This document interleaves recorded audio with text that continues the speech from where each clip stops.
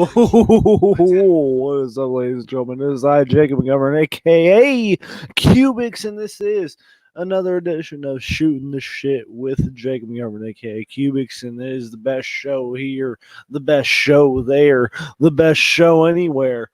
So today I have no fucking clue what I'm going to be talking about today. Usually I have set topics of what I'm going to be talking about, but a lot of shit has happened in the time I've been off and the time I have not made videos. A lot of shit has happened. So Lars Sullivan's career in gay porn was uncovered. You know, Daniel Bryan lost all of his hair and now he's 2011 Daniel Bryan again. You know, we fucking have AEW being AEW doing AEW things. A whole thing has happened since the time I've been gone. I got a fucking haircut. The last time you saw me, I had a fucking Jew fro. It was very nice. It was very beautiful. But that's besides the point. So, yes, ladies and gentlemen, this is Shooting the Shit. So I'm going to be talking about various things. The first thing I want to talk about is Lars Sullivan's gay porn career. That was the first thing that got really uncovered and got, discovered over the past, time, over the past couple days. And, it's really ironic because Lars Sullivan, he was going off. He was saying all this homophobic shit when he was fucking, getting his dick sucked by fucking guys this whole time. And that's really unfortunate. I mean, it's not unfortunate, whatever, if your heart's in the right place, it doesn't matter what you put in your mouth. Really, that's really what it comes down to, So if your heart's in the right place, you can put dick in your mouth. You can put fucking, uncooked frogs in your mouth. You can put whatever in your mouth as long as your heart's in the right place. So yeah, that's happened. Chris Jericho is facing Hiroshi Tanahashi at Wrestle Kingdom 14, and if Hiroshi Tanahashi wins, he's facing Chris Jericho for the AEW World Title. So that all but confirms that that AEW is working with New Japan Pro Wrestling, and I think my dog's fucking digging for something over there, but we're gonna ignore that. But man, I'm gonna try to get some motherfuckers up in here because I fucking hate looking at my own face because I got fucking my face is all up on here and fucking I look like a white devil. If there were any time to call me a white devil, this would be the time because I look like a fucking pasty white son of a bitch. So I'm gonna send the link to people that are online right now, even though my phone's at fucking 9%. We're gonna see who's online. Man, we got one viewer. I'm glad. I'm glad to even have any viewers. As long as it's for the culture. That's all that matters. Because I'm hashtag for the culture on this channel, always. So, I shaved my shit earlier.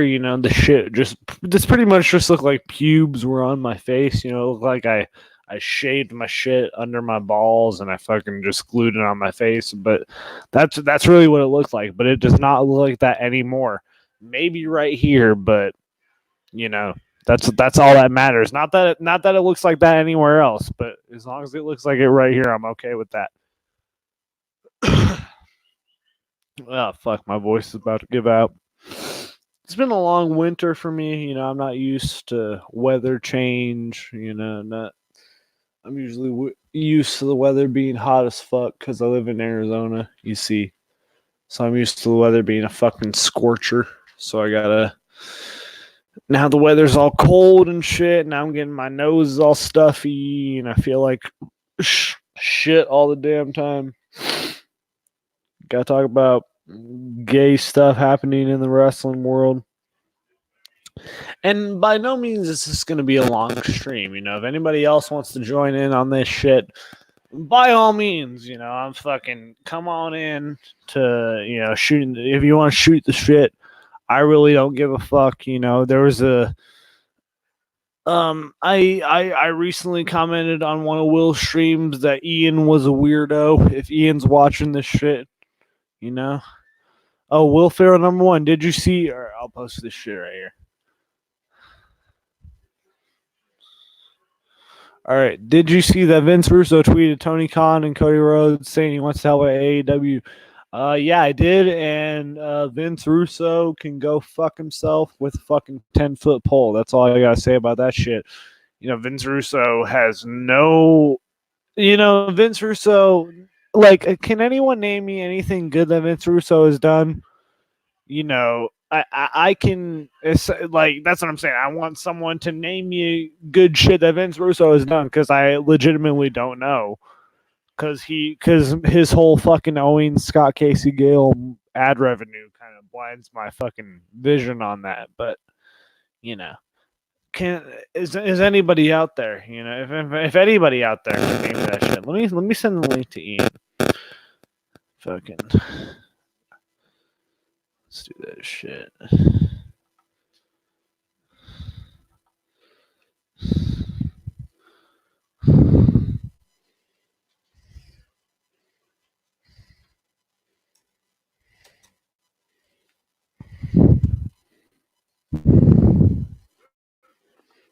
All right. Well, I'm going to take this time right now while I'm looking up certain things to do. Condoms, Trojan condoms, they're good for you. They're good for her. They're the official sponsor of Shooting the Shit. And I really want everyone to know, safe sex is great sex, and really when you experience it just right, it's really soft and really moist to the touch. You know what I'm saying? So get Trojan condoms, and specifically Trojan fire and ice condoms, because soon it starts off icy and then it gets really warm. So there you go. You know what? It's fucking. I'm gonna send the link to Unigamer. I feel like Unigamer will fucking have some. Unigamer will be like, "What the fuck did you link me into?" My dog is currently digging for something right now.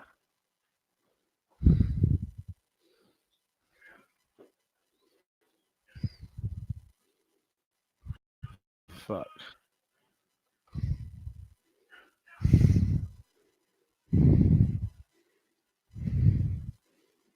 Okay. So, once upon a time, I went to Dairy Queen and I ordered a pistachio fucking shake. But then they were like, "Yo, we don't have pistachios," and I'm like, "Why the fuck don't you have pistachios?" I'm like, "You're a fucking ice cream shop," and they're like, "Well, we don't have every single ice cream flavor known to man." And I said, "That's fucking bullshit because you should have pistachio flavored, you should have caramel, you should have peanut butter, you should have fucking almond, you should have all the fucking nut flavors, all the nuts." That's just me going off about something else, but my my point still stands. Dairy Queen should have pistachio flavored shit. Because I think only Baskin Robbins is ahead on that. I'm trying to get Unigamer on here because I know he will make this shit too legit to quit.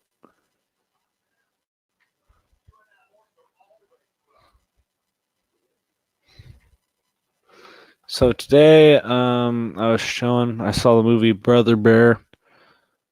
Brother Bear was a very amazing movie. If you guys have Disney Plus, I encourage you to go watch Brother Bear because it is just it's fantastic. It's fantastic. You know, my dream is to go like to the depths of Mexico and get killed by a lucha libre. Bruiser Brody style. Bruiser Brody. He got killed by Jose Gonzalez. He was stabbed in a Mexican shower. That's how I want to go out.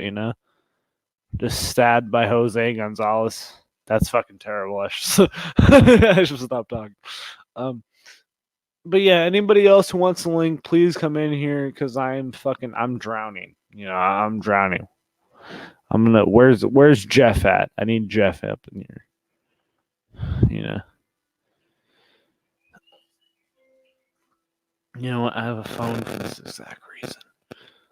Let me get Scott up in here though. Scott can add good Like, he can have good conversation. Okay. So, I don't really have much to talk about in the world of professional wrestling because NXT is way better than AEW. See, I wish Will was up right now so I can talk to him about this shit. That's why I wish I had, like, every time Will is streaming, I'm doing something. The last time he was, like, last night he was streaming for 4 fucking hours. He was streaming for 4 fucking hours, like, probably till like it was 1 o'clock in the morning, and I was at Denny's eating a fucking fat ass burger, and he was still streaming, like, he was live and shit. My girlfriend can vouch for this shit. So I was there and I was fucking watching. I was like, fuck, I should join this shit, but I'm out fucking eating a burger. It's like, it comes down to one of those things. You're eating a burger or you gotta fucking join Will's stream. You fucking. I chose the burger on that shit, but next time I'm gonna go with Will's stream because it seemed like an important conversation, and that's a great stream. I'll link that shit in the description if I can, if I don't forget about it. But man, fucking Will's coming out with great streams. That's what I'm saying. Will, like, I can talk all the shit. I can sit here, talking all my bullshit for hours, saying, Angel Garza's got to be the cruiserweight champion. Even though I said that for a bunch of times that it actually happened because Angel Garza is the cruiserweight champion now. So, but I could say all that shit all the time. I could say AEW sucks. AEW is the fucking they're the Carney promotion right now, but my voice will never get heard. But fucking Will, this channel is legit. So subscribe to that shit. My channel is fucking chump change. Subscribe to that shit. That channel is my channel is chump change. That channel is a fucking silver dollar. So yeah, subscribe to that shit. But I'm trying to get more people in on here.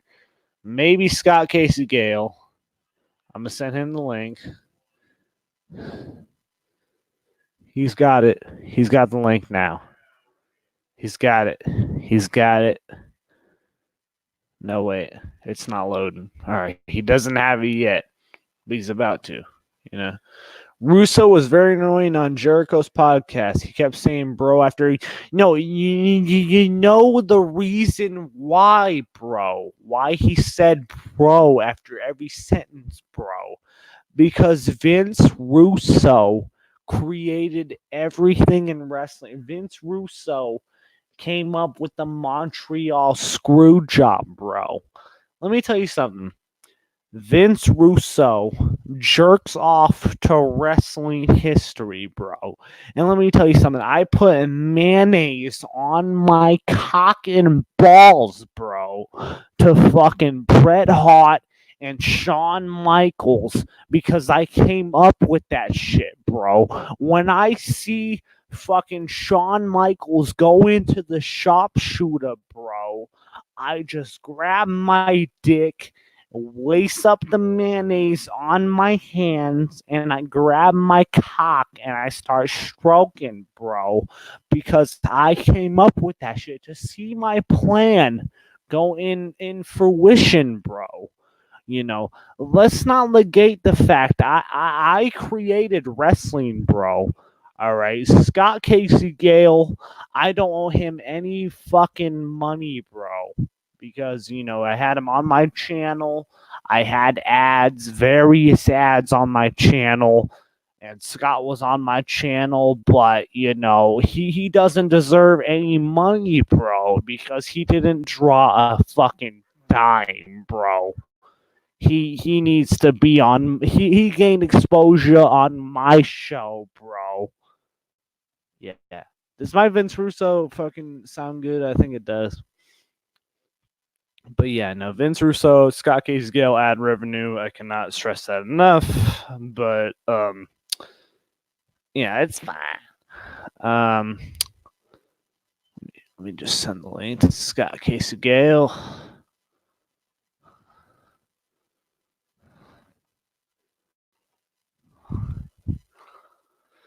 Got me fired up, Scotty. Gotta do my Vince Russo. Yeah.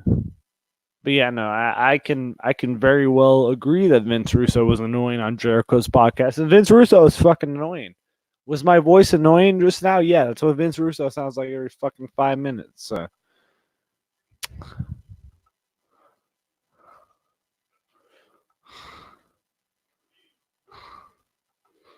Okay.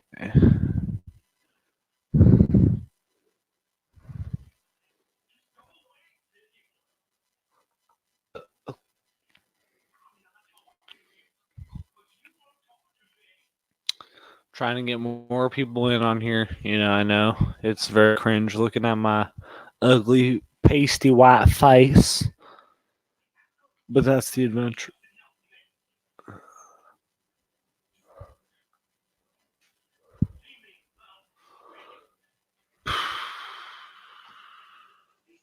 Trying to get Scott in on here. I'm trying to get fucking the Unigamer.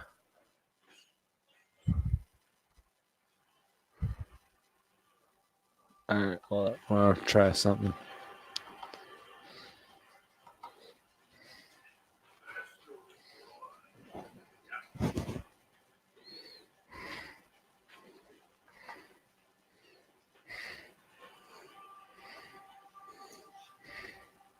There we go. Alright, finally a fucking sent.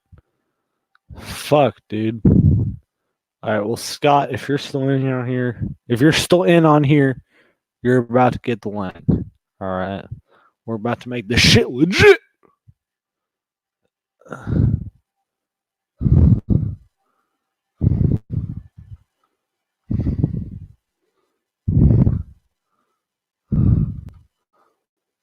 I'll send it to fucking Will.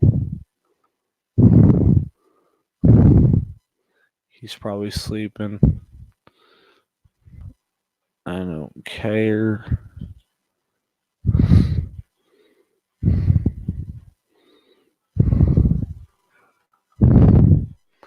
All right, so I gave the link out to a few people. Hopefully, I got some content, because I work better with others.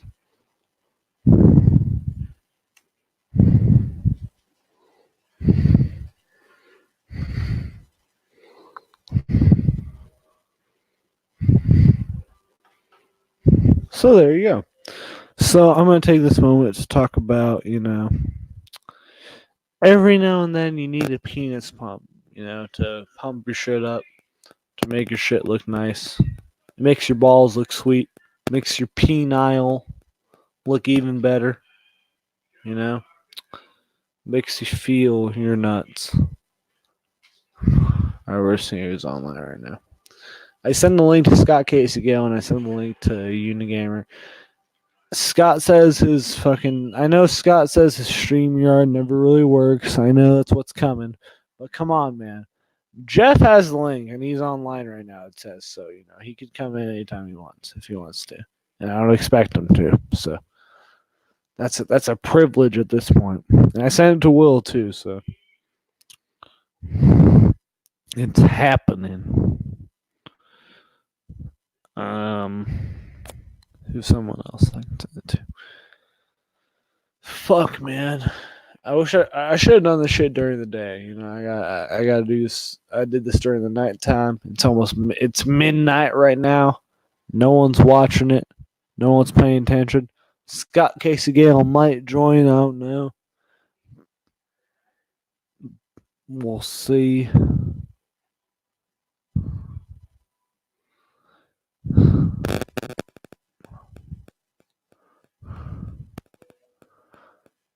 It's whatever.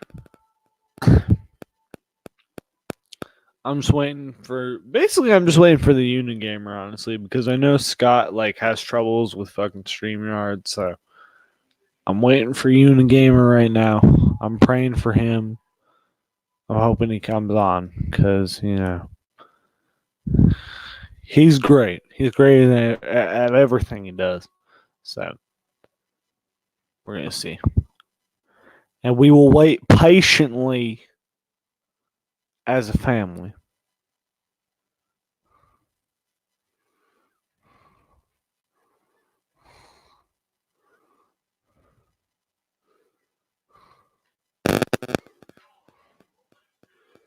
Yes. Okay, so we're gonna get fucking Gamer on here soon.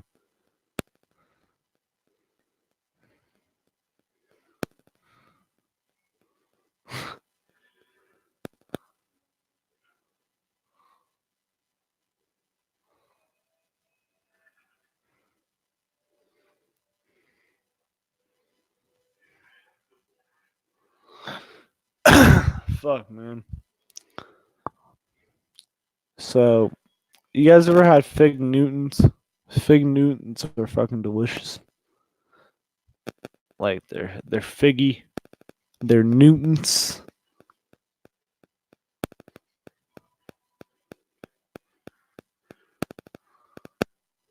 You know what I'm saying?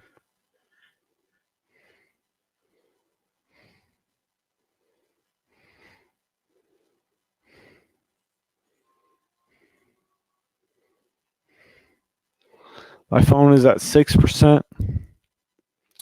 That is the thing that's happening right now. Scott Casey Gale has a link. Scott, if you can't come in, just please tell me. Comment if you will. Just do what you gotta do. You know. I really have to take a piss, and I'm waiting for Unigamer to come on in here. I can't even fucking talk right now, but yeah, I'm waiting for Unigamer to come on in here so I can take a piss and he can talk about whatever the fuck he wants to talk about. But I also have shit I want to talk about with him. So fuck. I had to fucking take off my pop filter on my microphone. Now it's just it's a gay ass looking microphone. It looks like it's fucking $30 because it was $30 on Amazon. But it's a pretty good looking microphone and pretty good quality. So there you go. So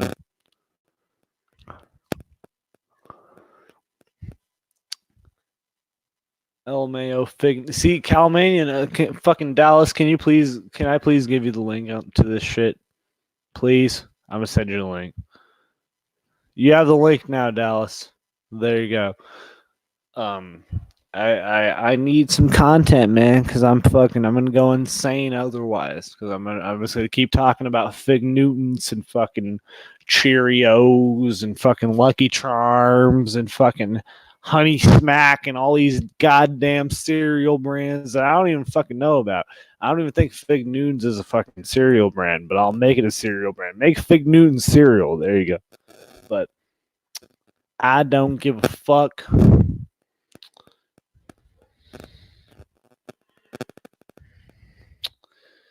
Anyways, we're gonna see what happens. I gave Dallas the link. I gave Scott the link. I gave Unigamer the link. We're gonna see what the fuck happens if they want to join my shit. Because I know they had a whole hangout with Will and fucking, they had a whole thing going on. Oh shit, Unigamer's in. Hey, what's up? What's up? Nothing, man. Chilling. Nice. Yeah. Yeah. Not much. I've just been chilling. Eating food mostly. Yeah. Yeah. I kind of felt a little bit under the weather the past 2 days, but I'm feeling better. That's good though. Yeah. Yeah, I've just been chilling. I recently just bought Jump Force for the Xbox One. It's pretty fucking lit, and I don't use that word lightly because that's a gay fucking word to use. But Yeah. yeah, it's lit. It's Nice. fucking LIT. You know what that game is? It's pretty cool. I don't know anything about the game because I don't have an Xbox One. I have the PlayStation 4. Well, do you read like one? Do you know what Dragon Ball Z and like One Piece and fucking Oh, Naruto is? yeah. Yeah. Oh yeah, then you'll like this shit, yo. It's fucking it's a fighting game, but like with Naruto and One Piece and Dragon Ball Z and like all these Oh, fucking it's like all mangas together. the Funimation characters all rolled into one Yeah, fighting game. Okay. yeah. Because like the animes, like back in the day, they were called like Shonen Jump, like anthologies. So like it's called Yeah. Jump Force because like it's the 50th anniversary of that. So Gotcha. yeah, Sounds so pretty it's cool. pretty cool. It's fucking awesome, dude. I was playing it earlier. It was lit as fuck. Yeah. But yeah, just like I said, kind of glad this year is almost over with. Just a few more days. 2019 out the fucking window. Hello to 2020. Fuck yeah, dude. 2020 is gonna be um the year of me, getting paid, getting laid, and Gatorade. That's gonna be my year right now. I'm gonna get paid, I'm gonna get laid, and I'm gonna get some Gatorade. Nice. Preferably the mountain berry flavor. I forget what it's called. Uh, Yeah. Do you know what it's called? Okay. yeah, Yeah. I I was don't. trying to ask my girlfriend for reference, but she Uh, doesn't know. It's fucking. yeah, It's called mountain berry some shit. I don't fucking know. But yeah. I don't really drink a whole lot of Gatorade. Like I'll drink the fruit punch Gatorade, but that's about it. I don't really drink Gatorade that much. no, Gatorade's fucking good. You just fucking Yeah. chug open some Gatorade. Fucking pour it down your gullet while you're fucking rubbing on your nips. That's fucking. That's no, that's too explicit. I shouldn't say that. Yeah, I used Um, to get like back when I was working out, doing the P90X workout days. I used to get like a gallon of Gatorade, and I would drink that whole thing during the whole day, and just work out. Um, fuck yeah. You gotta, that's really shit. Gatorade's really good. Oh shit, we got the main man in the house right now. oh, oh, We he, got he, Big Dale. oh, no, he just disappeared. Goddamn, he came Oh, and he's went. in. Oh, he's in. Oh, okay, now I see him. Cool. There. Hey, what's up, Yo, yo, Calmania? yo. How's it going, guys? Not too bad. Right on, right on. A little bit better. And Fuck then yeah. I don't know if you noticed, like last night, I was a little bit under the weather, but I'm feeling a little bit better now. Like in terms of you have the flu or something I don't know what I think it was all here in my head kind of thing. in your head. Like, sorry, I'm not quite under. Like, so you just like some kind of a sickness or Yeah, depressed or. probably my depression. Who knows? Because I do Oh shit. suffer from like I suffer from bipolar depression, and Okay. sometimes it can I be feel that shit. I yeah. feel that shit. I No, suffer because another I suffer from bipolar depression, dude. Like I'll fucking yeah like I'll be fucking totally cool one day, and then one day I'll just feel fucking off and tired, and I just want to stay in bed and shit. So yeah exactly. But that's also how I it have be sometimes. yeah. You know, There's I've just another I've just accepted it, dude. Like when yeah. like I'll Poor, talk. No, I'm poor, like poor Jeff. Yeah. You should let Jeff finish. He's been trying I'm to say I'm something. sorry. I'm sorry. No, no, no. I'm sorry. But like, no, like my mom will tell me like she'll fucking like I'll just be like, no, I got bipolar depression. My mom's just like, well, yeah, no, who fucking doesn't? I got That's another what she'll tell mental. me. Okay, okay, I got. go, I go, go, was go, saying, Jeff. I got another mental thing too. And this one is kind of weird because you can't really call it a disability. I call this kind of a gift. It's Okay. called low latent inhibition. Well, I think to some degree we all suffer from that from time to time. Uh, now, if you look it up, it's kind of crazy of how I'm going to use like a light bulb as an example. A normal person sees a light bulb and they just see something that turns on and off. Someone with my mental thing, the low latent inhibition, when we look at a light bulb, we kind of dissect it in our minds to see how everything works. Like the normal brain will block that out to preserve its sanity, but someone like me, uh, since like if you have a high IQ, it can result in creative genius. If you have a low IQ, it results in fucking insanity. Thankfully, I think I have like a somewhat of a high IQ because that's how Oh I was fuck able to. That's how I was able to do some of the creative stuff I've done, like the Wing Chun dummy that I made. The videos, stuff like that, just making stuff in my backyard. So Well, in no, dude. essence, It's like, no, you're probably like the most like spiritual person I've met, like over the fucking like over the interweb. Like, I'm not saying that to be fucking weird or anything. Like, I'm just saying, like, no, you seem like really fucking in touch, like with your like Native American heritage, and fucking, you're always, you know, you're always like really like, you know what I'm saying? Like, you're Yeah. always fucking really, yeah. You're always really well grounded to the way you speak, fucking like, no, like I'm not saying it, No, like, I'm not trying to be no, like no. fucking It's funny. Calmania's I turn mean to for real. interrupt it. Oh yeah, no, no, but like, no, I'm it's being all good. legit. Like, no, you're always, I'm yeah, I'm used to it by now. Yeah. yeah.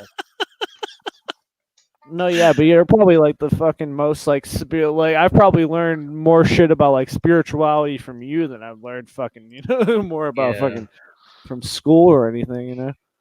Well, you're not supposed to learn spirituality from school because Well, yeah, no, that's separation between yeah. church and state.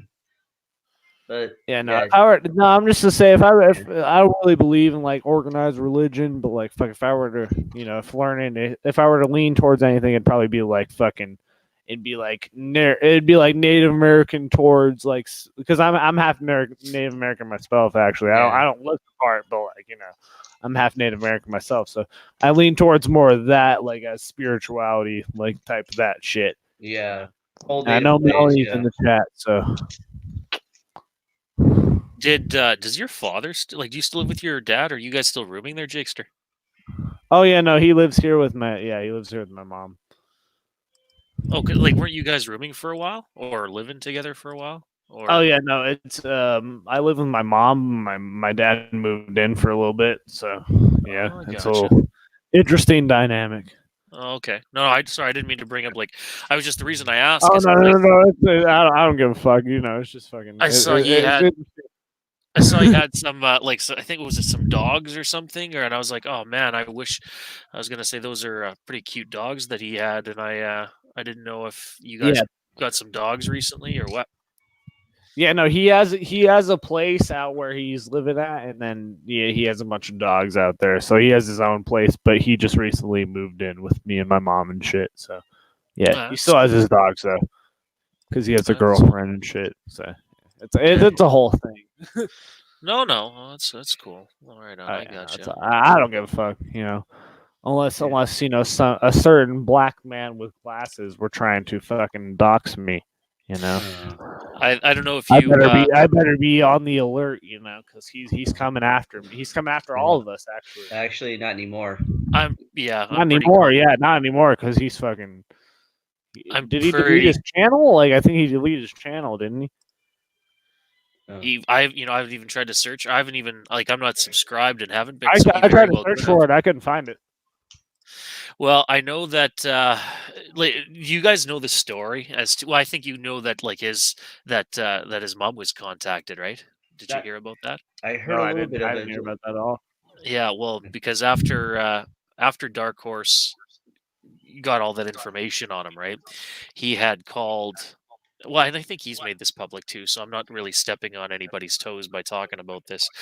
He had contacted his mom and literally tried to make peace with this whole situation and say like, listen, the because the text messages that were still being sent to his phone, right? Even after the Malik exposure, and that was supposed to be it. Yeah, So he was pretty confident at that point that instead of it being Polston, it definitely was Malik that was sending those messages from his voice over IP capable phone.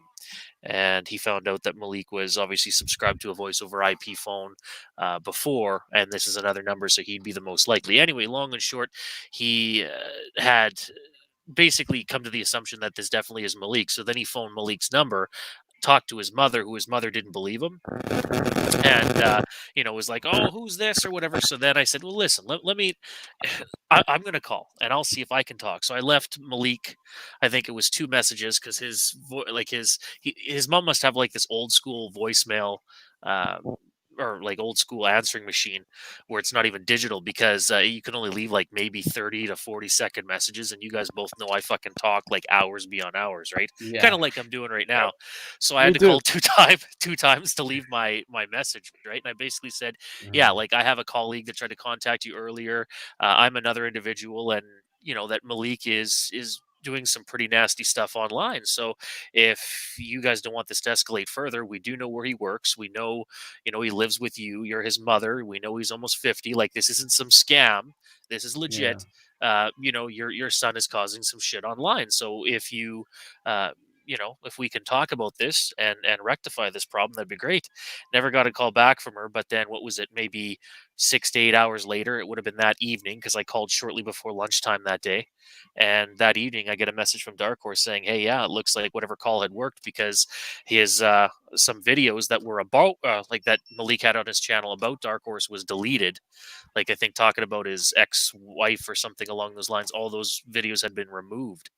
and then ever since then, Malik has pretty much gone silent. Nobody's heard from him or heard anything about him. So it's pretty evident that his mother either tore a fucking strip off of him or threatened to kick him out or something because Yeah. yeah, and Dark Horse, when he talked to her, he said that it sounded like Malik's mother was kind of shooken up and scared, like didn't know what the fuck's going on, right? So, and I mean, she's obviously going to be up there in age too, so I could only imagine being fucking what Yeah. 70 or close to 80. Well, how could she know? Fucking, she's probably fucking sitting there, fucking, making fucking, fucking making artichokes and shit for dinner for Malik, and Malik's fucking in his room spouting out about Malcolm X, about fucking, Jordan Miles, Jordan Miles should have, Jordan Miles should be, he's good for, Vince Cracker, he's in there fucking his room, and then as soon as she was probably dumbfounded when she heard this shit, Yeah. She Well, was like, fuck. definitely. But at that point, like I said, I He's like, pretty fuck, confident. he's like, Malik has access to the internet? Like, that's probably how she was reacting. She to swore this up shit. and down when Dark Horse was talking to her. He said that his mom said to him that no, my son Malik wouldn't do, or Eric wouldn't do that. Eric wouldn't do that. And it's like, oh, then you no. obviously don't know your son very well. But at this point, like I said, I mean, I don't blame her. It's sad that she's going to be stuck in that predicament because of her son's Yeah. actions. But I'm pretty confident that yeah, like that situation is pretty much done and over. I can't see him apologizing for any of the shit that he said. And as I told Will on the hangout last night, that Malik, like he's a very low intelligence individual that I don't think like he can't understand or comprehend true friendship. So I don't think he doesn't understand what he did is wrong or how he was wrong. All he sees is just people are attacking him because he's black, which is the furthest thing from the case and 'Cause from we're the all white truth. So devils. he'll never apologize because he's incapable and too unintelligent to understand why he was in the wrong. So at this Yeah. point, it's everything's done. I know for a fact because Dark Horse, as far as I've heard, hasn't received any more messages, or his girlfriend rather hasn't received any more text messages. So that almost proves that it was Malik behind those messages. And yeah, now it's done and over with. So Yeah. Because time to we're move all on. white devils and we're gonna get Yeah, because we're all just racist and bigoted because we don't understand the power of the black dollar. Because, with the black man always wins in the end. Because, fucking black on white crimes never existed, but it's always, white people are always out to get the black man. yeah. Even though the people who have defended Malik have been white, Yeah. that just doesn't exist. I don't know what the it seems like and it's kind of ironic because as we're nearing the end of the year, all the kind of the hardcore drama that's been going on for the I'll be right last back. 3-4 months, it's all kind of coming to a conclusion because it's all been wrapped up and Yeah. virtually just in time for the end of the year. So like in one sense, obviously I'm really happy that all that shit's done and over with, but it's kind of like that that South Park episode when they're playing World of Warcraft and they're killing all those boars and it takes them whatever how long to get to the highest level so they can go and kill that nerd that's going and ganking everybody and killing on the low levels, and at the end they say, okay, well, now what do we do? Well, that's kind of what I feel that now that Yeah. all the drama and everything's over, it's like, okay, well, now what do we do? Now what do we talk about? Yeah. That's why I'm glad I don't talk really about all the drama and stuff like that. I mostly talk about like fake martial artists on my channel, expose them, or I've done unboxing of uh, martial arts instructional DVDs and books that I bought and stuff Right, like that.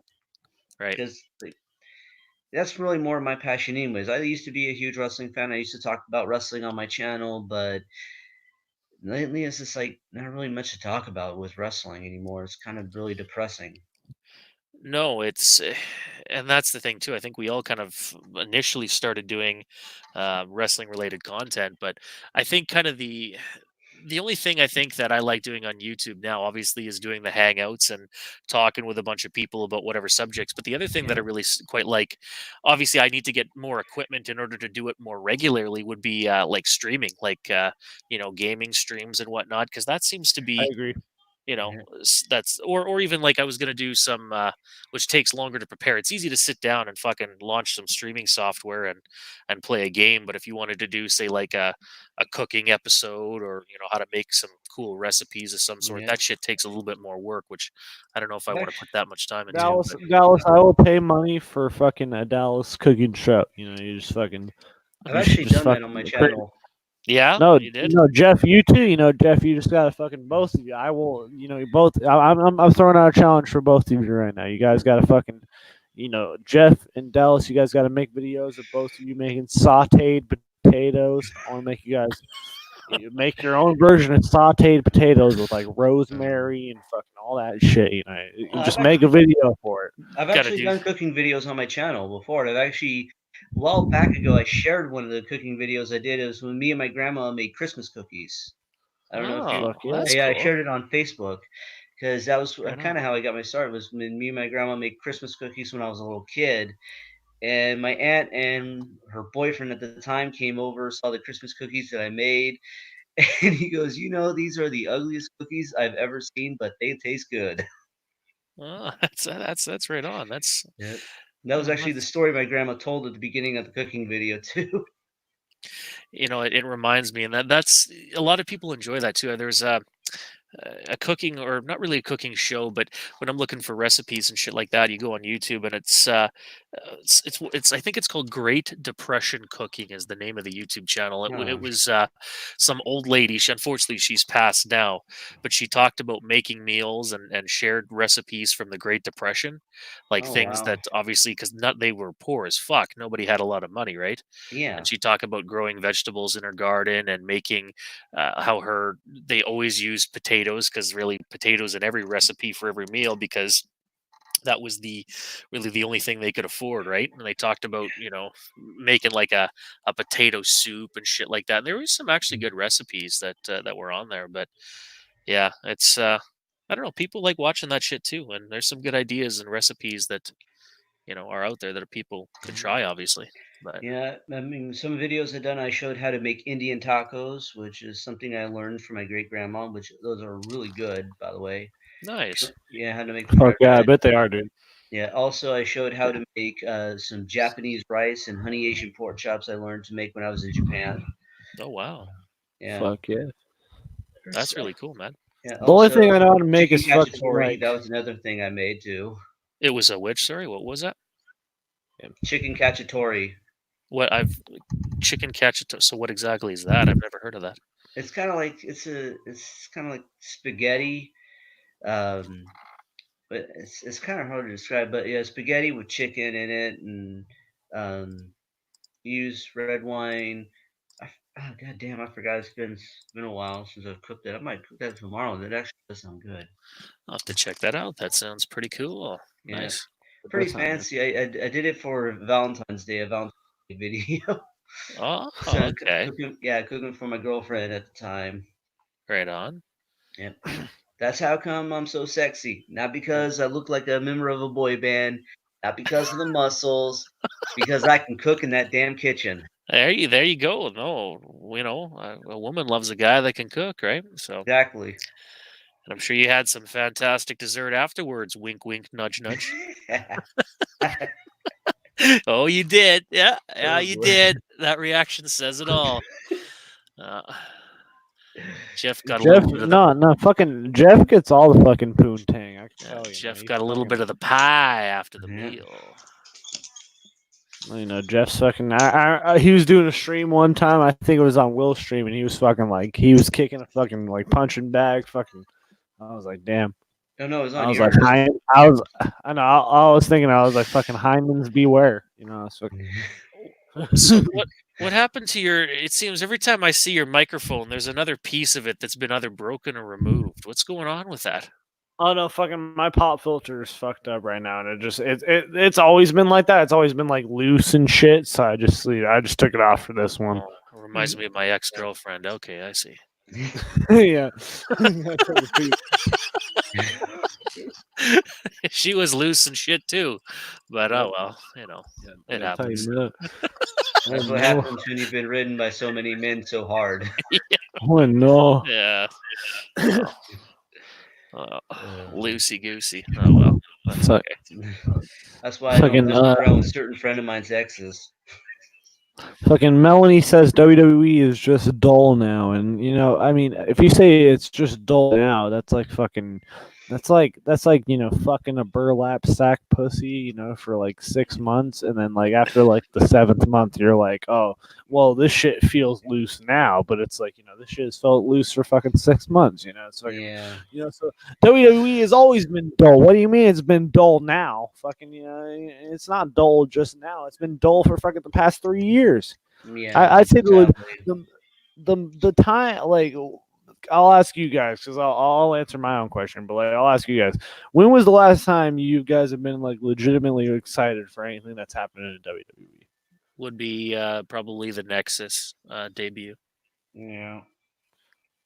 The infamous CM Punk pipe bomb. That was when it got me back into wrestling again, but then they kind of dropped the ball with it. Yeah, that too. Yeah. Fucking idiots. Yeah, yeah, I'd probably say since the CM Punk pipe bomb or anything. I don't know because I've been watching NXT since like the beginning. And like I haven't seen a title win that's been better since Sami Zayn's title win for the NXT title in 2014. There hasn't been a title win better than that since on NXT or the main roster. But like you can count on NXT for the main roster these days because fucking the NXT is way better than the fucking main roster. And you know what really pissed me off? And I'm just gonna go off on a tangent right here because like I do because this is my show, shooting shit with cubics. Yep. But because I always go off on tangents. But this past Wednesday, NXT got 800,000 viewers for a pre-taped Christmas episode. All right, and AEW wasn't on this week, mind you. Yeah. And I know a lot of people will say that, but NXT has been beating AEW for the past 3 weeks, and the fucking people who just fucking jump over Cody's fucking balls and fucking bend over for the Young Bucks fucking twin sperm all up in their fucking anus and fucking they just bend over for that shit. They get Kenny Omega's fucking dingleberries all in their fucking mouth and they just love every second of it because everything Kenny Omega touches is fucking gold, even though he doesn't have a good match against anyone other than named fucking Okada. But that's besides the point.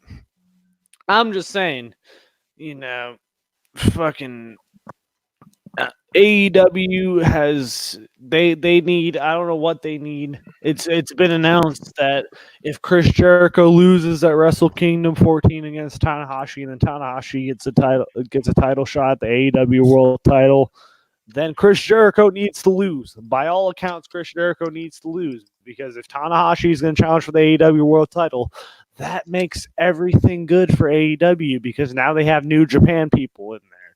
And that's really the only edge they need against WWE at this point. Or NXT at this point, because NXT is miles above AEW. And people were saying, well, NXT promoted a Finn Balor versus Adam Cole match. Oh, this was a special episode of NXT. No, it wasn't a fucking special episode. They do this shit every other fucking week. It's the better show. Why can't people just admit that this is a better fucking wrestling show than AEW sucks? Can people just admit that shit? Am I wrong? Am I stupid? I haven't watched crazy? I haven't watched AEW or NXT, and I haven't watched any wrestling. So, but that's what I hear, that NXT has been really outperforming AEW.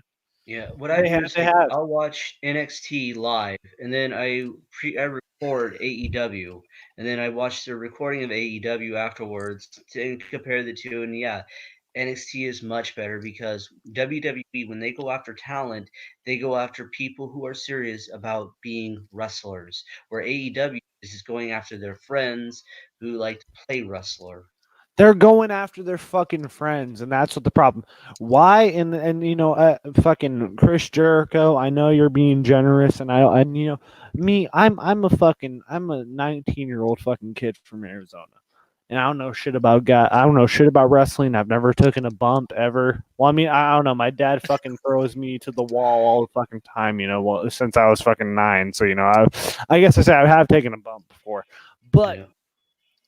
I've never been in an actual wrestling ring, and I've never taken a bump before ever. But I can tell you that fucking Jericho is phoning it in at this point. He looks chubby. He looks Yeah. fucking, he's sloppy in there. Am I wrong? Like Dallas, am I fucking wrong? Is this a fucking wild? Is it like every time you see Jericho now, does he look fucking like chubby and fucking like,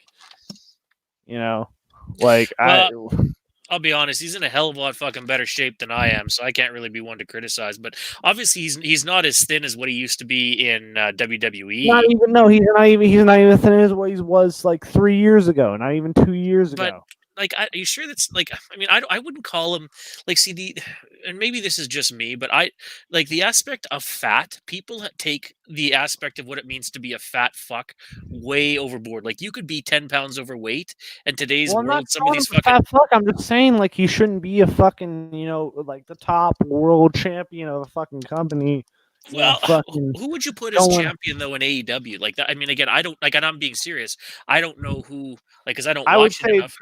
probably John Moxley, but like at the same time, he's pretty much Dean Ambrose. At the same Yeah, time, he's like, pretty much he's Dean Ambrose, that's fucking like two like times two. well, and that's the Like, thing. Like he's like everybody used to say, "Oh, Moxley's is everyone's like, oh, once badass," yeah.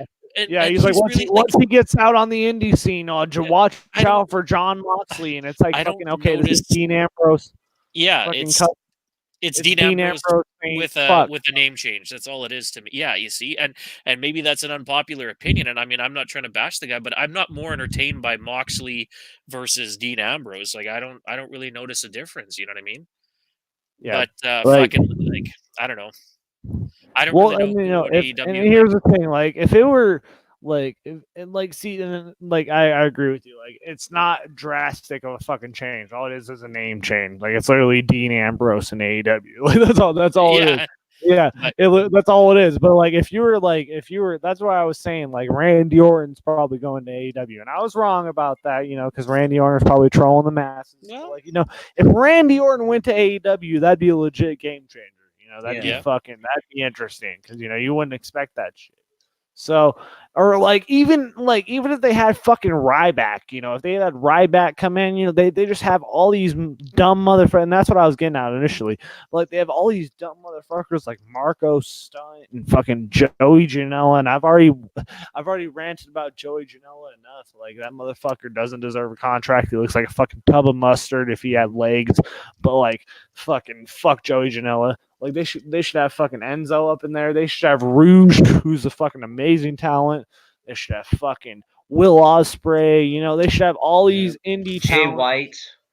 Jay White, yeah, exactly. They should be scouring down these fucking people and not fucking Instead of Marco Orange Stunt. Cassidy and Mark. Yeah, I can't stand Orange Cassidy. He's kind of getting on my damn nerves with his character.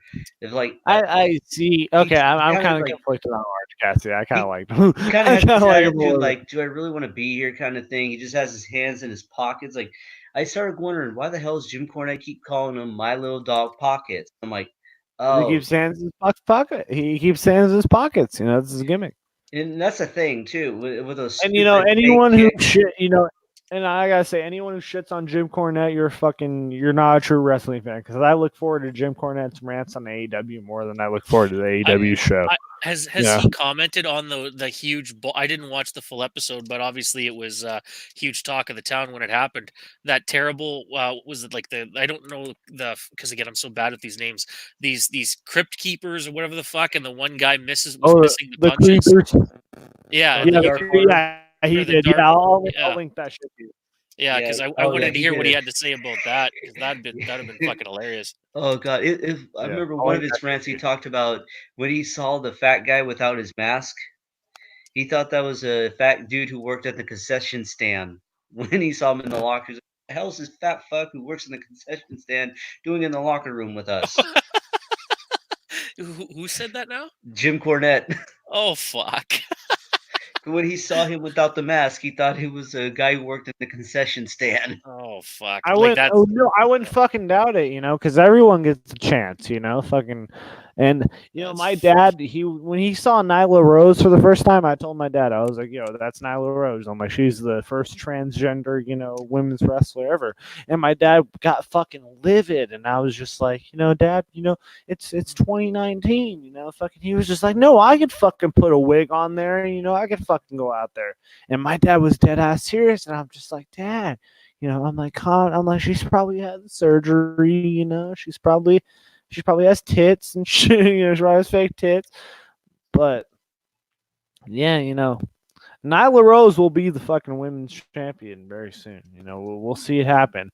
And Yeah. anyone who complains on it, you're just a bigot and all fucking you're not hashtag for the culture.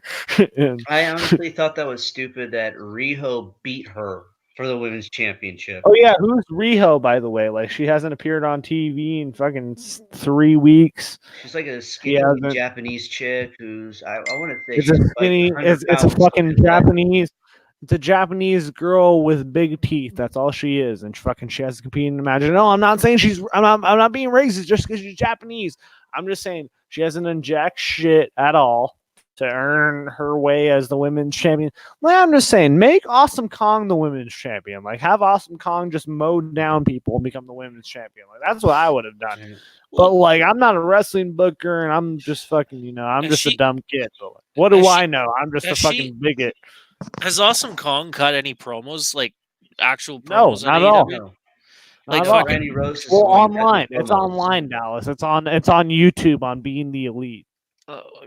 what's this? What's on It's on YouTube? YouTube on Being the Elite. It's on It's on YouTube. You have to look for it. Oh fuck, that's like Exactly. That's fucking stupid. because fucking she cut one hell of a promo in WWE before she left when she was pregnant. Yeah. She She that did, was an amazing promo. Like, she definitely can cut a good promo. Yeah, So just it's give her an sad that they don't. I opportunity. just think what it is that she's on her last legs in the ring, and that's what it is. Did she I have her? think What did she No. like? Obviously, she had her kid, right? Because I was hearing Yeah, stories that she had a miscarriage. miscarriage. No, miscarriage. She had a oh fuck. See, that's terrible. Yeah, That's it's fucking yeah, it's terrible. terrible. And they never hired her back after that. There's some shady shit right there. Was if you want to point to WWE being a fucked up company, that's fucking point. That's exhibit A, B, and C right there. Fucking Yeah. But Did she? that's fucking. I like to Did see she? her face Nyla Rose. I think that would be a good match.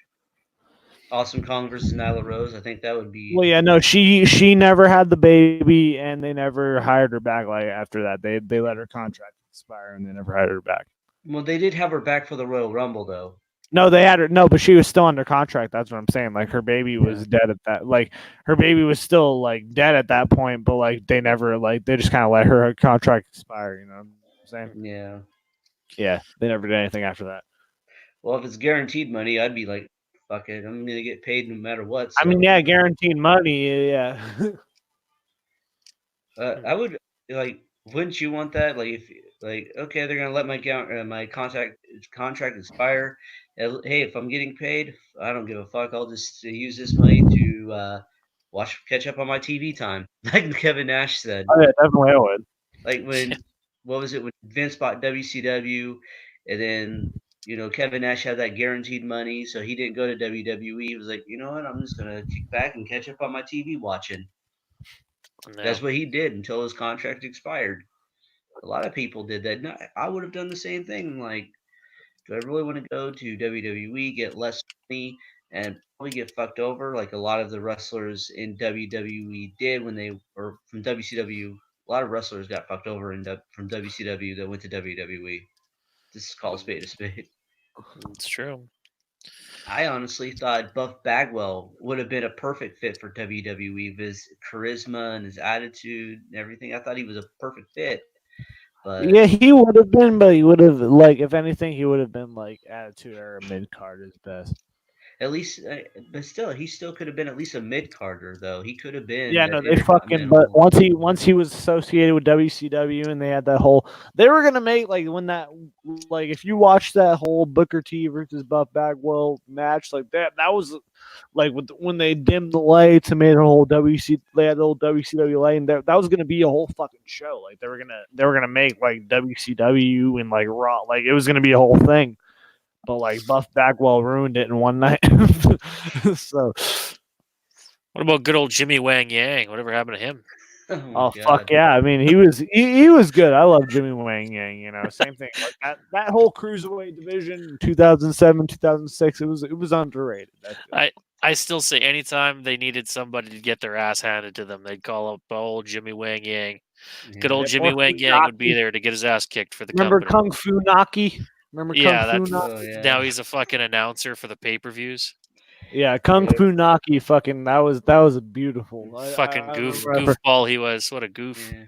At I least know he's when doing I a saw job that, I with was like, they could run this shit. I was like, they can run with this shit forever. Yeah. And that was like I was an 8-year-old kid at the time, I think. Like fucking when Kung Fu Naki came out. I was thinking about that shit back then. I was like fucking, they can run with this shit. I was like, Kung Fu Naki has a gig for life, fucking he can be Kung Fu Naki forever. Charlotte Flair is first trans person. Do you guys agree with that? Because like, I mean, with me, Charlotte Flair, she looks like fucking Ric Flair with tits. Like I don't know. Yeah. I definitely I think mean, she's obviously a woman, but she does have a lot of manly features.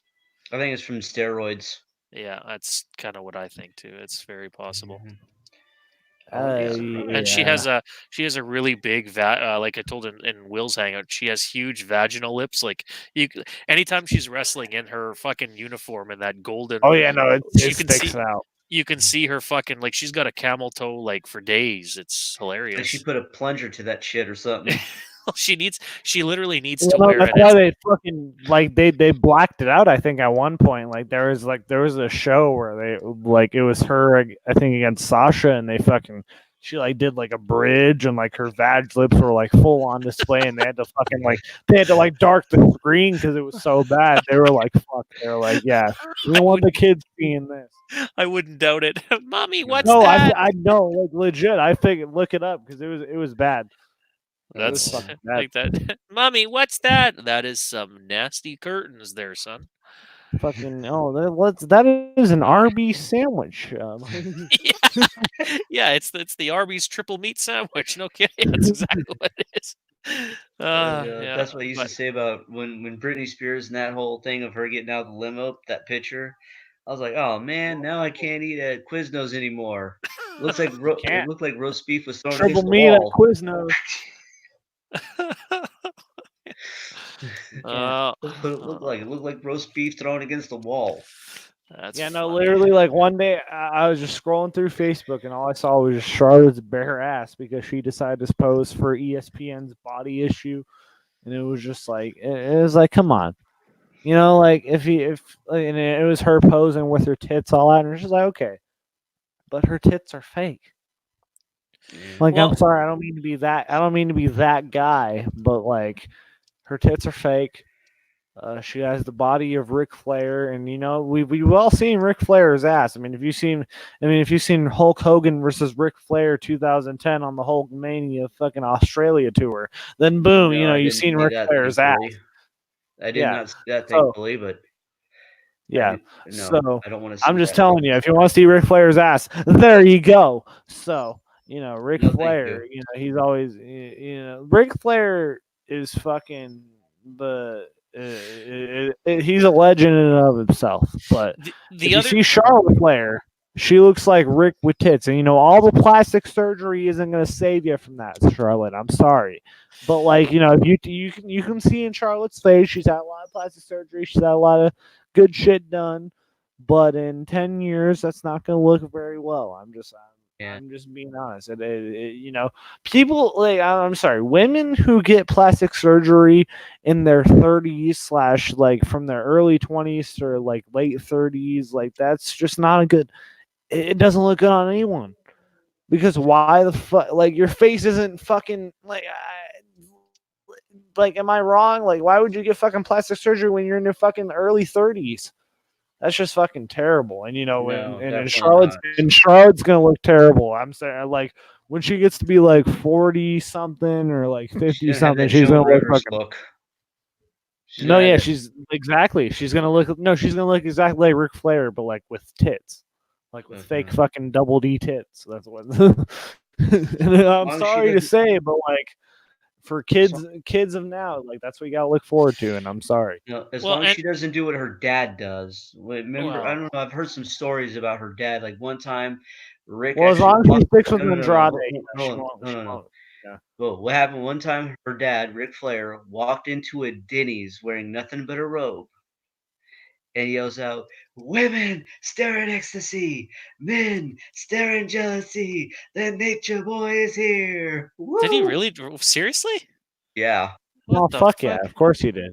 Did he get charged? The Nature Boy, Ric Flair, the wheeling dealing son of a gun. Or hell, there was a story Sting told too about him on the plane wearing nothing but a robe, and his tongue Yeah, flapping in so Sting's many face. women rode Space Mountain back in the day. Disneyland should be shut down. All right, that's how it is with Ric Flair. Ric Flair is a fucking man. People could say like, "Oh, Hulk Hogan's the most influential," and I agree with that. Like maybe in pop culture, but like when it comes to like women and shit, like there's no nobody beats Ric Flair in that shit. No, definitely not. Good old Ric Flair. Yeah, It was called Ric Flair drip for a reason. he yeah, he's I don't know, he's done some crazy shit in his time, that's for sure. Oh yeah. No, did you see that one like NXT like jobber who came on and looked exactly like Charlotte? Uh, It was fucking gross. No, no, I didn't. Like that's the thing too. Like even like when you watch some of these like WWE too, I think it's really obviously geared not only towards kids, but a lot of like very again low IQ, mentally like challenged people. Like, and I'm not making fun of those mhm. people. I'm just saying like that's the audience that they've geared their product towards because you need to be kind of a low intelligence level to kind of really enjoy and get invested and like Yeah. basically make WWE your life. That's kind of what I get from the audience because like even some of the people that you talk about wrestling and you get these people, oh, what are you talking about? You're just a faggot. It's like okay, have you like like you can't even respond to these people. They're fucked. I don't know. Yeah. So it's WWE's lost its heart. When you look at some of the old school stuff in WWE back when it was WWF, some of the great promos they used to cut, the ring announcing, the color commentary, everything was just so great back then. I still love watching classic WWF with Gorilla Monsoon and Bobby the Brain Heenan. Those two made me laugh so hard every time I listened to them. Like I remember one time I was in the plasma center donating my plasma, watching classic WWF WrestleMania 7, I believe. It was like British Bulldog versus the Warlord, I think it was, and Bobby being Bobby, telling jokes and stuff like that. And he's like, girls, would you be serious, Bobby? He goes, it's Sir Bobby. I've been knighted by the Queen. And he goes, if you keep it up, I'm about to crown you too. Or there's another one where he's going like, "I'm gonna need some paramedics in about a minute." Bobby goes, "What? You're gonna eat another hot dog?" He's, "No, I'm about to strangle you." Oh, that's funny. Yeah. Yeah, I don't know. There's some good shit that was that wrestling's brought, but yeah, there's a lot of weird people too. That's like I said, just the fans of the product nowadays is something Oh else. I no, don't know. fucking if you disagree with anything on fucking AEW, you're a WWE mark. You suck. The dick of WWE, and you got nothing. Even though fucking these AEW people don't suck Cody Rhodes and Kenny Omega's cock at all. They don't do it at all. Let me tell you something. I was kicked out of the AEW like official Facebook group because I said Chris Jericho is having a midlife crisis because I saw him paint, like he posted a picture with him painting his face, like, oh, I'm the pain maker, and Darby Allin's gonna get it. And I was like, all right, I'm like, this guy's having a midlife crisis. This guy's gonna wake up in a year and a half and be like, what the fuck was I doing? Like, I had a made money contract in WWE, and now I'm with a failing fucking wrestling company that's gonna fizzle out in fucking 5 years. And I know you could call me fucking crazy and fucking I'm out of my fucking mind when AEW fucking succeeds and takes over WWE in 5 years. But I'm telling you, AEW. It's. I said this in the beginning. I fucking I said it's gonna be a slow burn. I was like, AEW is gonna win the ratings war like in the beginning, but it's gonna be a slow fucking burn. I'm like, NXT is gonna win over time because WWE's they're gonna. I'm like, Vince McMahon. I'm like, he's a crazy fucking old man. He's gonna fucking stick his dick like in this young woman. He's gonna fucking stick his dick, inject some, new sperm into the shit, fucking make it feel good. I'm just saying. He's gonna fucking, and AEW's just starting out. Fucking, but this guy, he's got experience. Vince McMahon, he has experience. AEW's just starting out. They don't know anything. But Vince McMahon, he has this old experienced dick. He's gonna stick it into the fucking new people, and he's gonna fucking, like, am I wrong or am I wrong? I'm just, AEW has a lot of potential. It has potential to. Yeah, I know. I'm not down that it has potential. Like, see, that's the thing. Like, a lot of people like diss me on that. They're like, "Oh, you're just hating on AEW, and you don't accept anything." And I'm not saying you say that, Jeff. I'm just saying, like, I'm just making a point. But I'm just saying. I'm just going to say though, yeah, they have a lot of potential, but they're going about things the wrong way. They're not going after the right people that they need to be in this wrestling company. They did some right moves with John Moxley, Darby Allin. I will say Kenny Omega because he can put on a good match. Not with just Okada, but he put on good matches with Moxley. He put on a good match with Chris Jericho. So he can put on a good match if he wants to, when he has the ability to. But yeah, a lot of time, if they would went after like Jay White or Will Ospreay, Jeff Cobb, just like even Jay Lethal. As much as I do dislike Jay Lethal, I don't like him personally as a wrestler, but he does have some talent. I will say that. But if you go after the right people instead of your friends who you play wrestling with, and do the stupid shit with, like Marco Stunt and Orange Cassidy and all those people who don't really have much of a character except for putting your hands in your pockets or being a short kid who looks like he like a 12-year-old who ran away from home because got tired of his parents' rules.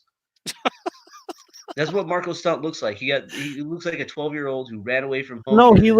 Like Jeff, I'm so glad you said this. Like Jeff, I don't know which stream it was, but like I was watching something. Like it probably was Will's stream, and you were on it, and it was fucking like some talk about Marco Stunt, and you were just like, he looks like a 12-year-old that ran away. I was like, yes, like no, he literally looks like a fucking autistic. He looks like he was in fucking art class, and he was fucking in the autistic special ed science fair. Fucking he ran off and was like, oh, fucking some fucking dinosaur and some other kid found him and was like, oh, you can join our clan. That's literally what this is, Lelouch.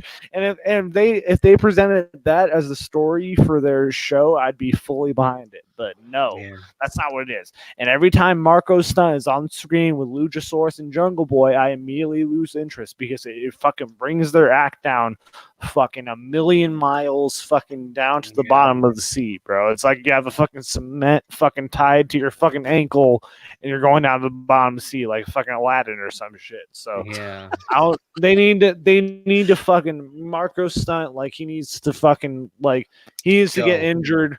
I'm not condoning to him.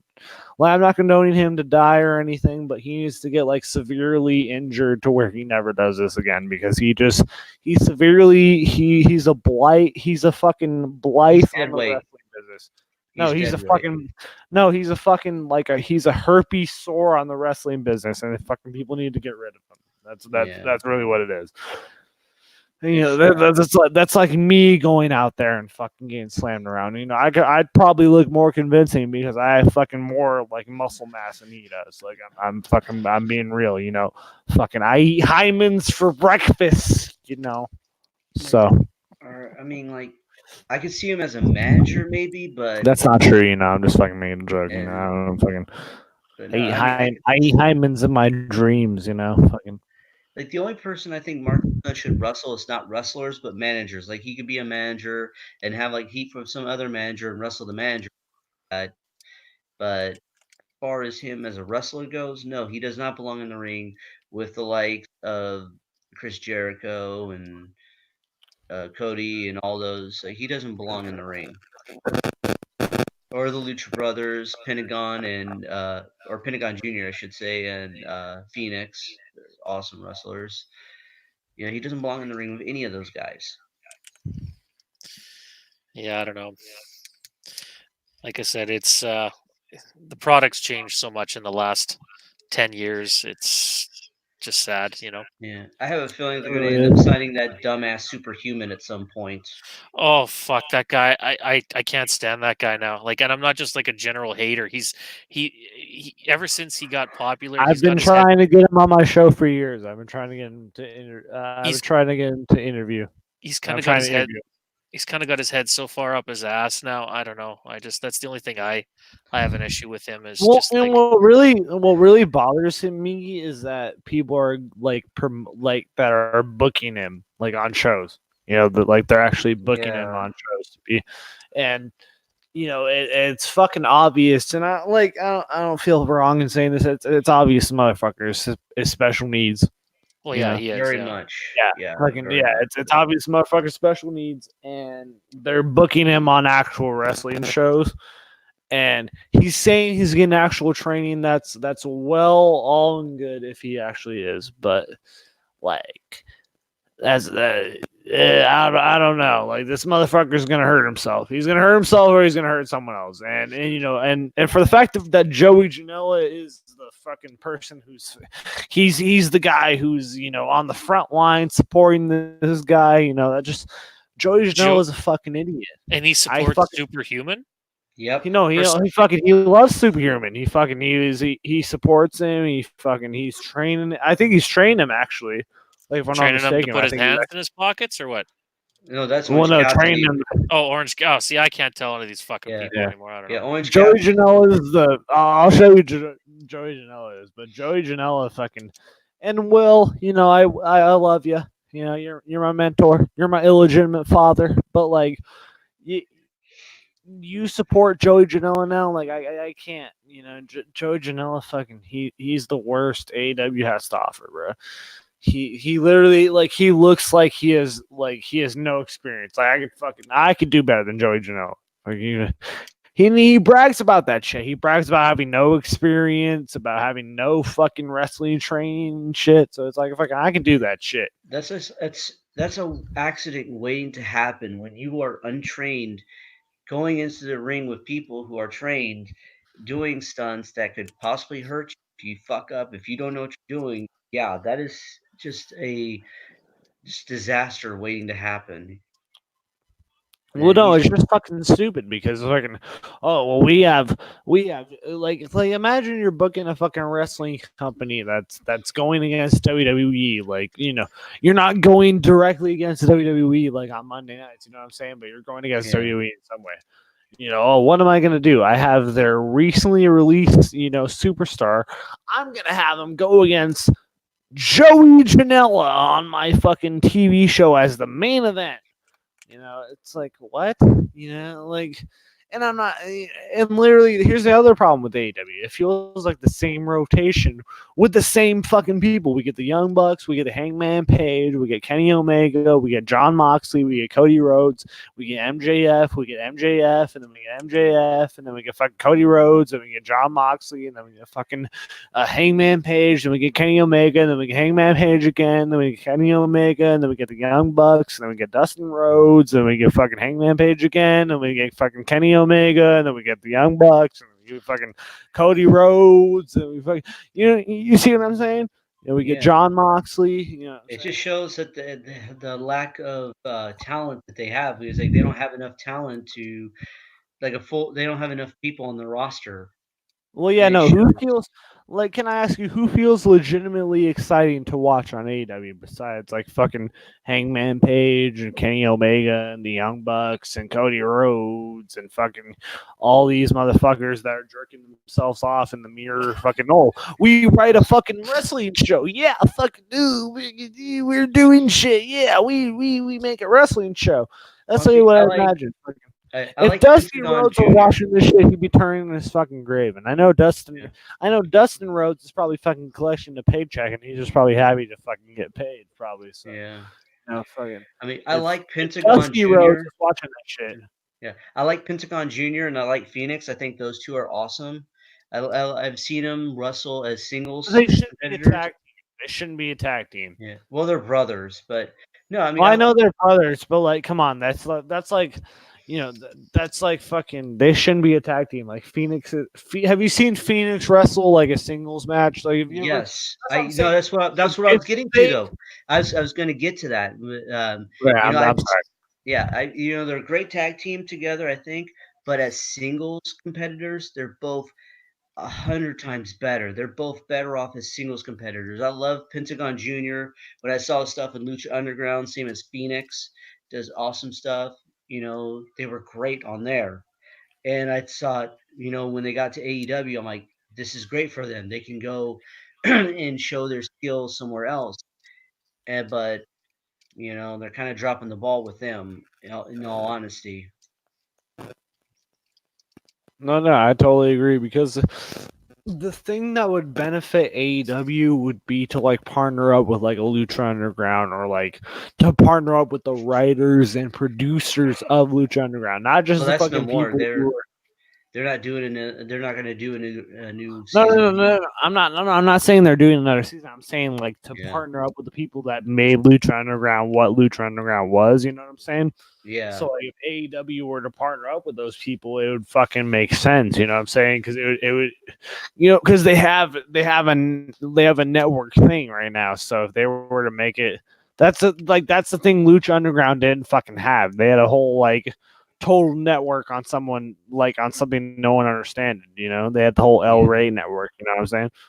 Yeah. So Aren't they partnering up with like New Japan or something though? Like I thought there's some partnership that's no, taken yeah. place. If Jericho, okay, here's the thing.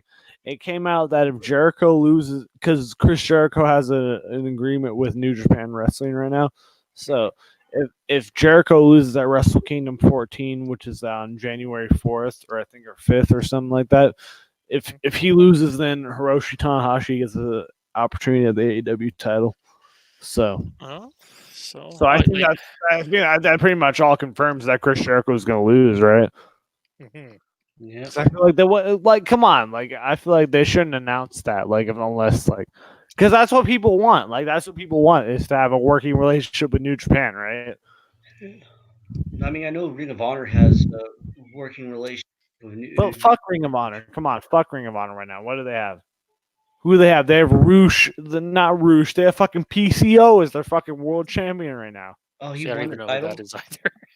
Exactly. They have fucking PCO as their world champion right now. A fucking 52-year-old world man. They have fucking 52-year-old man. And I'm just saying, I love PCO. PCO is a fucking great talent. I'm not fucking taking away anything from PCO. But he's the ROH world champion right now. You can understand why ROH has problems getting over on the indie scene. You know? Well, you also That's got why Evolve, that's why Evolve and that's why fucking New Japan and shit has leverage over him. And Evolve has leverage over him because Evolve is working with NXT. we also NXT is fucking partners with Evolve right now. yeah. We also got to think that WWE's been rating a lot of ROH's talent. They took Adam Cole, they took Red Dragon, they took Roger Strong. They took him. Roger Strong. He's Mr. yeah, ROH. exactly. They took they basically rated ROH, taking a lot of their talent from them. So yeah, it is hard for ROH to know who are we going to put the belt on And now. this is a controversial opinion, but NXT needs, like WWE needs to buy ROH. Yeah, I don't want to They see need that to. though. No, they need. No, they fucking need to. They need to buy ROH because like fucking with all the like tape library that they can like get with the fucking Samoa Joe and like CM Punk and Adam Yeah, Cole and Seth Rollins. Like I'm just saying, and the same thing. That's like they've been like I've probably I don't know this for a fact, but they've probably been looking at the TNA tape library for years because they probably fucking once they found out like Anthem was like trying to buy TNA, they were probably like all over that shit, like trying to buy the tape library. But like there was a reason why Anthem bought TNA. That's what I'm saying. yeah. So Yeah, I don't know, it's man. just bullshit to think about. Like I hope and I pray that fucking WWE Network takes all the ownership of fucking TNA and all that shit because there really shouldn't be like a monopoly like fucking because there really is no need for TNA or fucking like and like ROH and all these shit because I feel like these motherfuckers should be in NXT or they should be in AEW because like people like Matt Taven sucks ass. He should be in AEW. Like I love people who suck ass like to be in AEW because AEW fucking sucks. So like anybody who comes at me who's like, oh, AEW is the fucking better roster. Oh, Kenny Omega and fucking John Moxley and Hangman Page. And it's like okay, all right, fucking shove your fucking gay porn somewhere else. I'm watching fucking I think that Keith Lee. when Jerry was talking the other day on his hangout, saying that WWE may at some point implement like.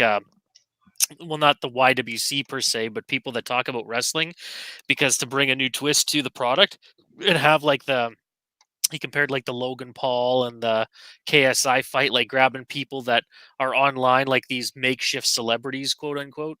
And that could potentially be something of the future where they start pulling in, talent from like online YouTube. somewhere. Yeah, like pulling in YouTubers who are big name YouTubers. Now, Obviously. obviously, who they pull in, like if they're just going to go for some of these people that nobody really likes anyway, just because they have lots of subscribers. Like if they had fucking PewDiePie on there, for example, like I mean, that's not going to fix anything clearly.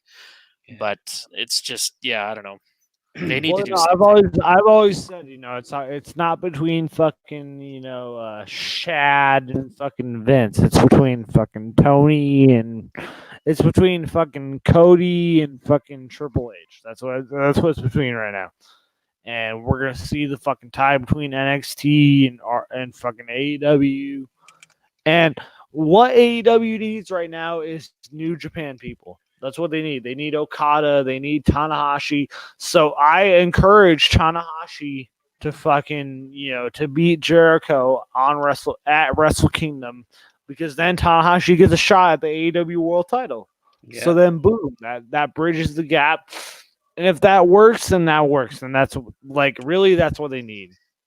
They basically like it's kind of stupid because they basically spoiled like the outcome for Wrestle Kingdom, but I hope they did because that makes the most sense because and like they really like AEW really needs New Japan talent right now.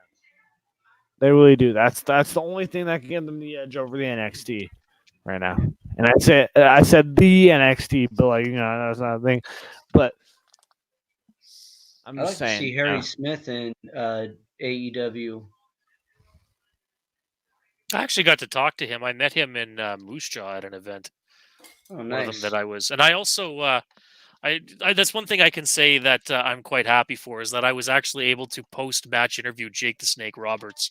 I actually Wow. uploaded that on my YouTube page quite a while ago. I don't know if you guys ever saw that before, but So no, look at yeah, I that. saw that shit. I guess that's one thing I got to thank the Ginger for, but because he Yeah, did obviously give me that opportunity. But yeah. But still, like, I still can't get over some of the shit you expose on him. I'm like, wow, what the fuck is wrong with this well, yeah, dude? well, and like I said, that ironically, the guy that's hosting the show here, good old Jakester, like I said, he my witness saying that yeah, like what he was doing on Skype when you were like 13 years old. The fuck, man. Yeah. 12, 13, or whatever. You're still a young kid, So No, he was. I was probably like 13 at the time, and he was fucking showing his asshole fucking at me when I was fucking God, like shit. But if you're gonna fucking, go a rib, I've like seen many of asshole on this website, so it doesn't matter. Well, I'm not saying it doesn't matter to me because fucking he's a ginger fucking fire crotch bitch, but you know, and I'm just saying, this is about wrestling, so that's all good. but like I don't give a fuck about about a certain ginger who shows his ass to his underage fans audience.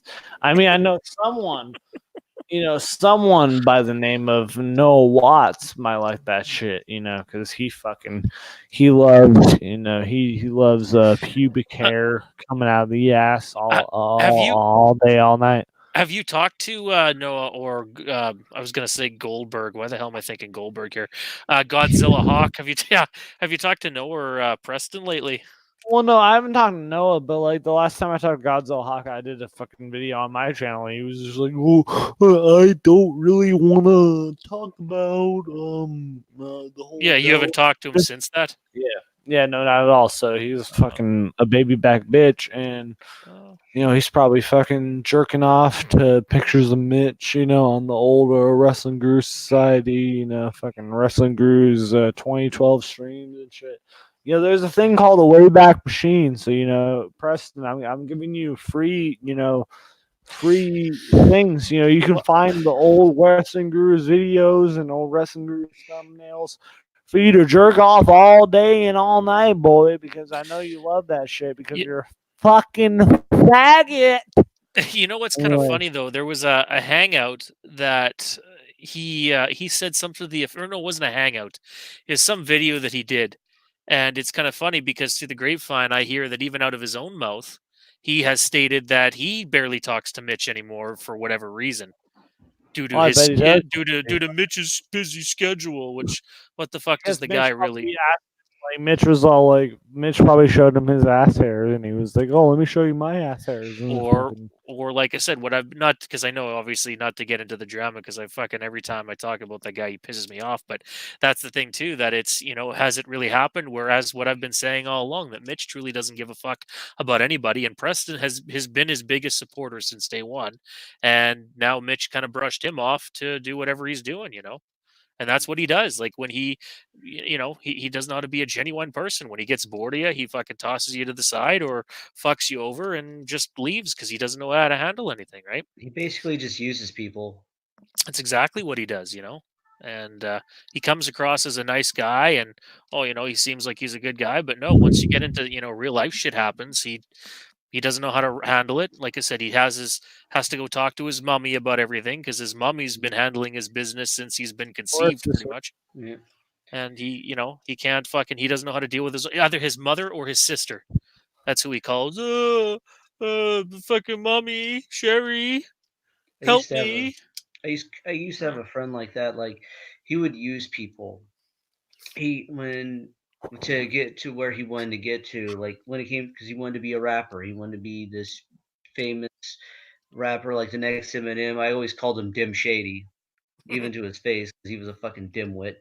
But when was it when he found out that a friend of ours was getting into the rap game, he didn't take it seriously. Oh, he used to be a skater, now he's going to be a rapper. Then he finds out that he's got Tim Gardet as his manager.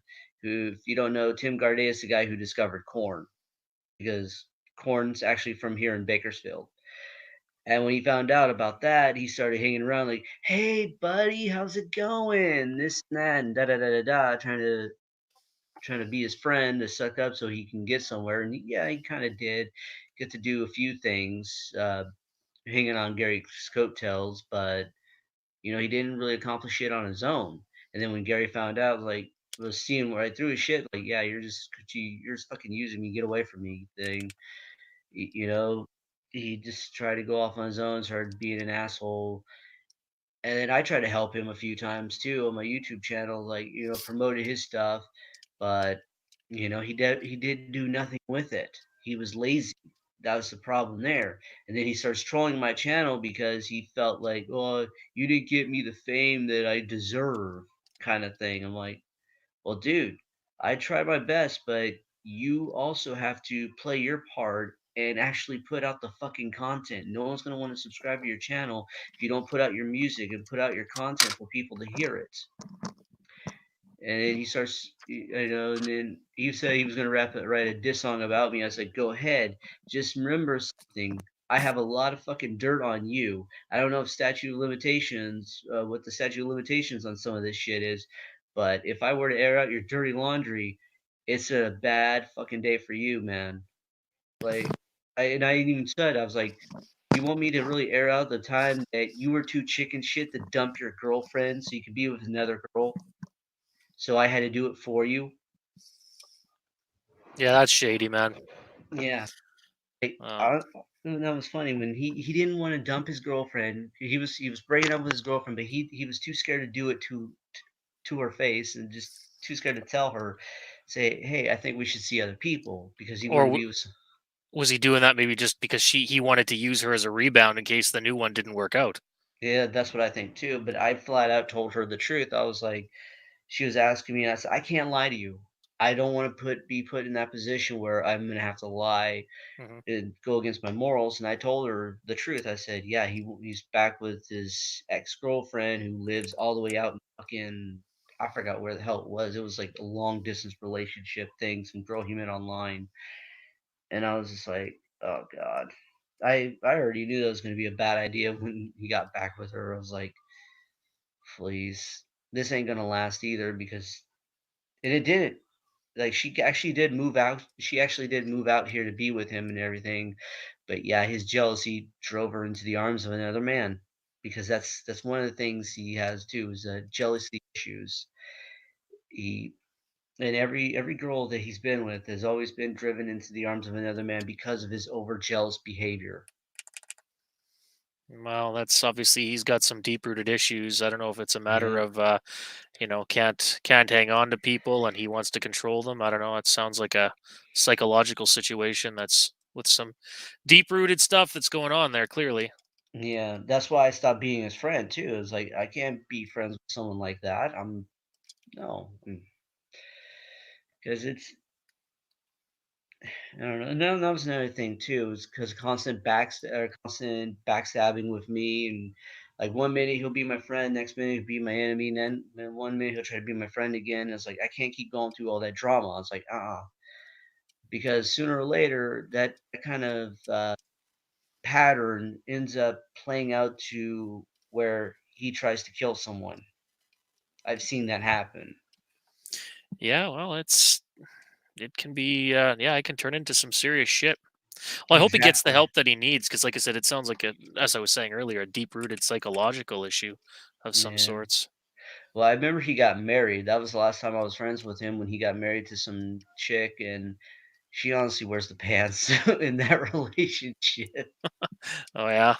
But maybe then again, that may be what he needs. He probably kind of needs her to tell him what to do.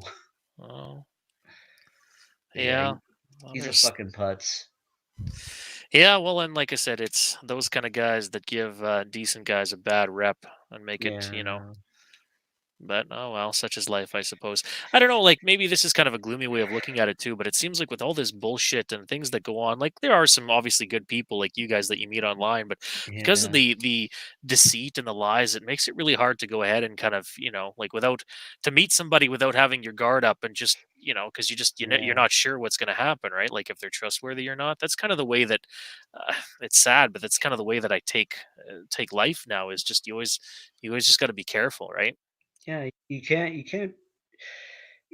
be overly cautious. You have to be careful as possible when it comes to people because you don't know who it is really that you're talking to.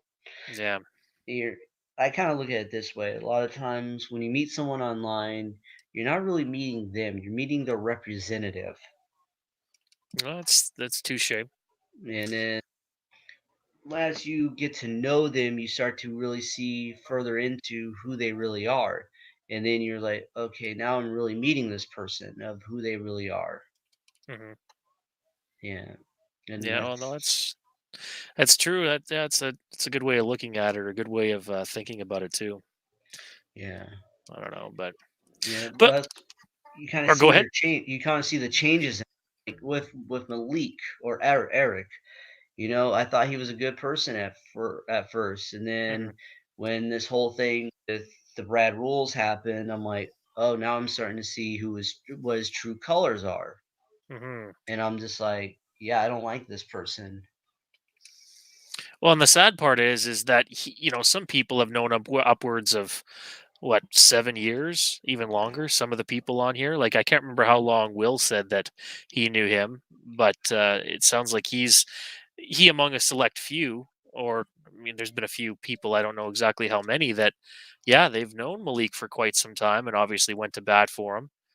Yeah, And it's sad that these people don't reveal their true colors within like even like a year. Like sometimes you don't yeah, know the shit that these people do until, like I said, 6 7 years down the road. It's just, and that's what makes it even more unsettling, is like, really, yeah, you'd think after 5 years you could put some genuine faith and trust into people. But and I'm not saying like everybody, like that's the thing too. I'm not trying to make it sound like, well, everybody that you know for extended period of time, that you should never trust them or anything. But it's sad that people that you have known for long periods of time are able to pull stunts like that.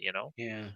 But even though, there's no chance of me ever being friends with Malik anymore, ever again, especially after some of the stuff you exposed on him about hitting on Trap Queen when she was underage. I'm like, that's Yeah. disgusting as hell, especially at his age. He is like 10 years older than me. Yeah. No, he's a, well, and like I said, yeah, it's that he's always been like that. It's been fucking sick. Yeah, it is. It's very disgusting. It's creepy as fuck. I mean, goddamn. Like, ugh. Yeah. No, it's yeah, he's like I said. Malik and Trump, you're pedophiles, both of them. Yeah, And I can't even remember what he said when, like, even how he reacted when he found out the Trap Queen was underage. It's like I don't even think he really, you know what I mean? That it was really yeah, a big deal for him. I don't know. It's just, but again, like, not that I'm making excuses for him, because it's still wrong no matter how you slice the pie here. But I yeah, mean, he's again lower IQ, and that disability, does it cloud his judgment on what's actually right and wrong? Like, it's not right to, mac on under, like, it's one thing when you can't tell if a person's underage. For example, there was a lot of issue yeah, with Trap Queen being overage, and then it came out that people that were still macking on her, that she was actually underage. Well, a lot of those people went, "Oh fuck, okay," and they felt sick in their own bodies, because it's like, "Oh great, I've been yeah, macking like a 17-year-old or whatever it was, whatever the yeah. story came out, right?" And Mhm. at least they were smart enough to go like, "No, this is not right." But then there's some people that were like, "Oh, that's okay. 17 is close to 18, so it makes it okay." Well, no, it Yeah, doesn't. like no, it does not at all. That's the thing. I don't care. I will not try to mac on any girl I meet here on online or on YouTube or anything like that. I wouldn't try to mac on her because honestly, I don't mac on any woman at all because I honestly feel like why? I don't think any woman really is interested in me at all. I don't like look at myself as that like um some Don Johnson or Don Juan, you know what I mean? I don't look at myself in that light. I just think of myself as just a dude who just does videos and likes to make friends. That's all I'm here for is making videos and making friends. Hmm. I'm not trying to I wouldn't try to mac on any girl because like I said, I don't feel like they'd be interested in me in anyways.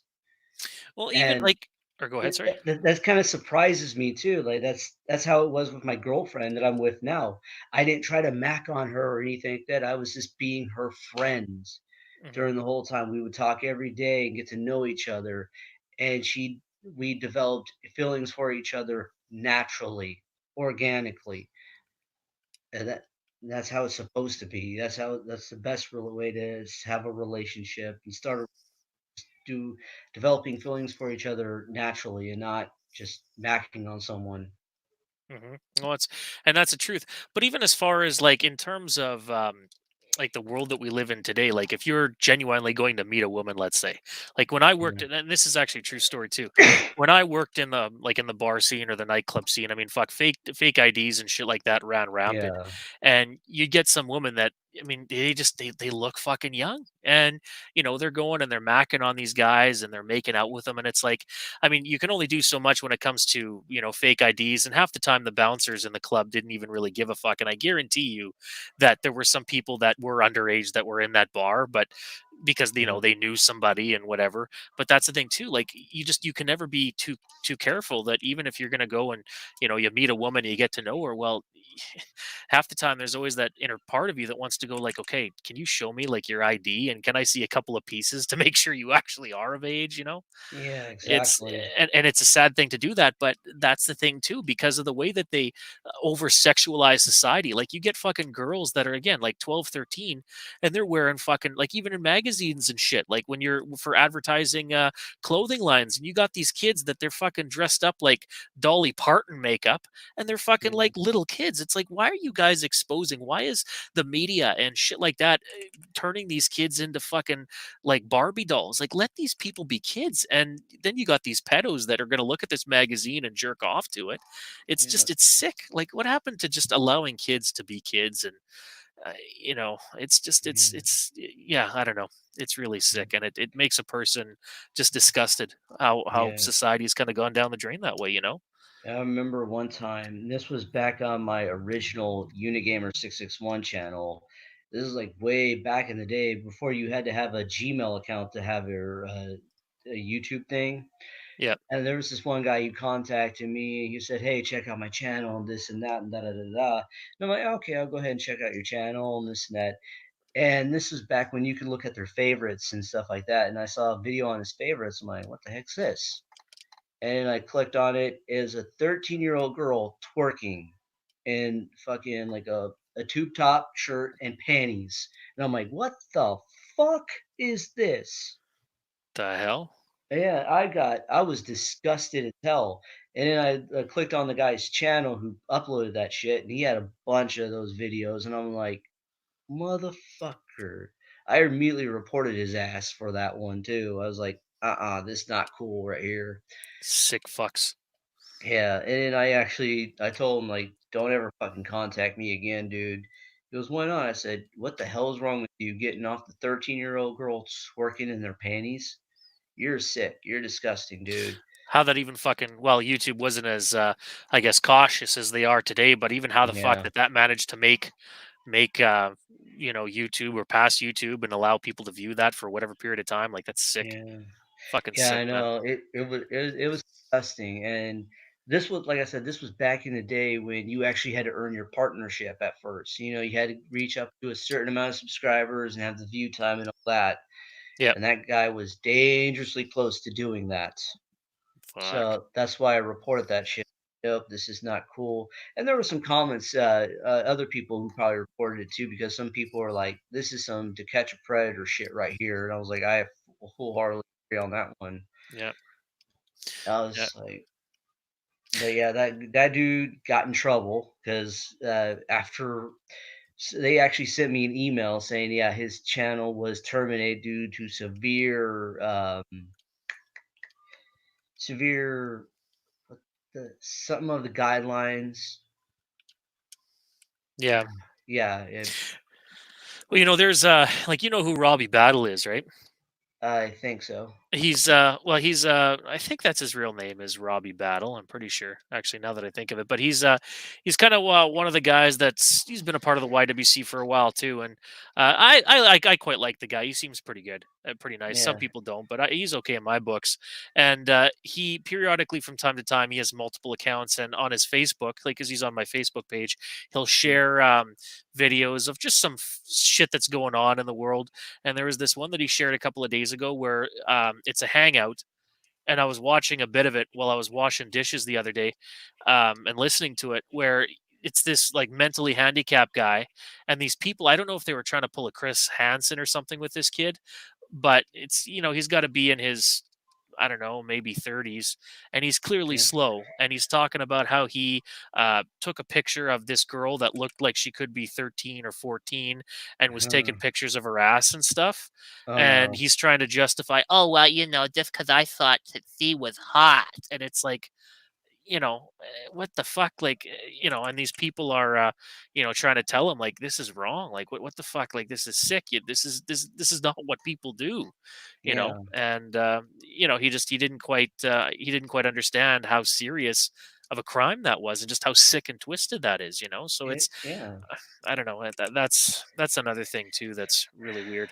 Yeah, that's kind of why I talk about the fake martial artists that I talk about because they have that pattern. They're either wife abusers, they abuse their spouses, or they're pedophiles. And I can name a lot of these fake martial artists that were pedophiles, like Ron Collins. He was a fake martial artist, fake military. He got a 13-year-old girl drunk, and I think she also gave her some pills or something like that. Got her knocked passed out, tried to have his way with her while she was passed out. And yeah, I know. And thankfully, some people were there to stop it from happening and everything.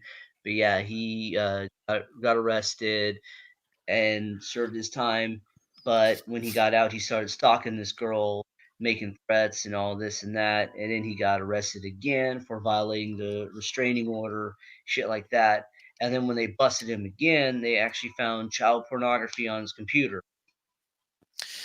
Yeah, it's there's and stories like that really hit home for me. There was a Yeah. guy that I used to work with in the bar, and oh fuck it, I don't give a fuck. I'll release his name because it's all over the news anyway. It's pretty common. His name was Jason Michael Brown, Oh and wow. he's an older guy. He's about maybe 8 or 10 years older than me, but he was kind of a looked like a creepy guy, but you felt bad for him because it sounded like he had a hard life, right? Yeah. And he had a kid, and unfortunately his daughter died or something when shortly after she was born, which I can guarantee was really really hard. Like, I couldn't imagine what that must have been like Yeah. for him.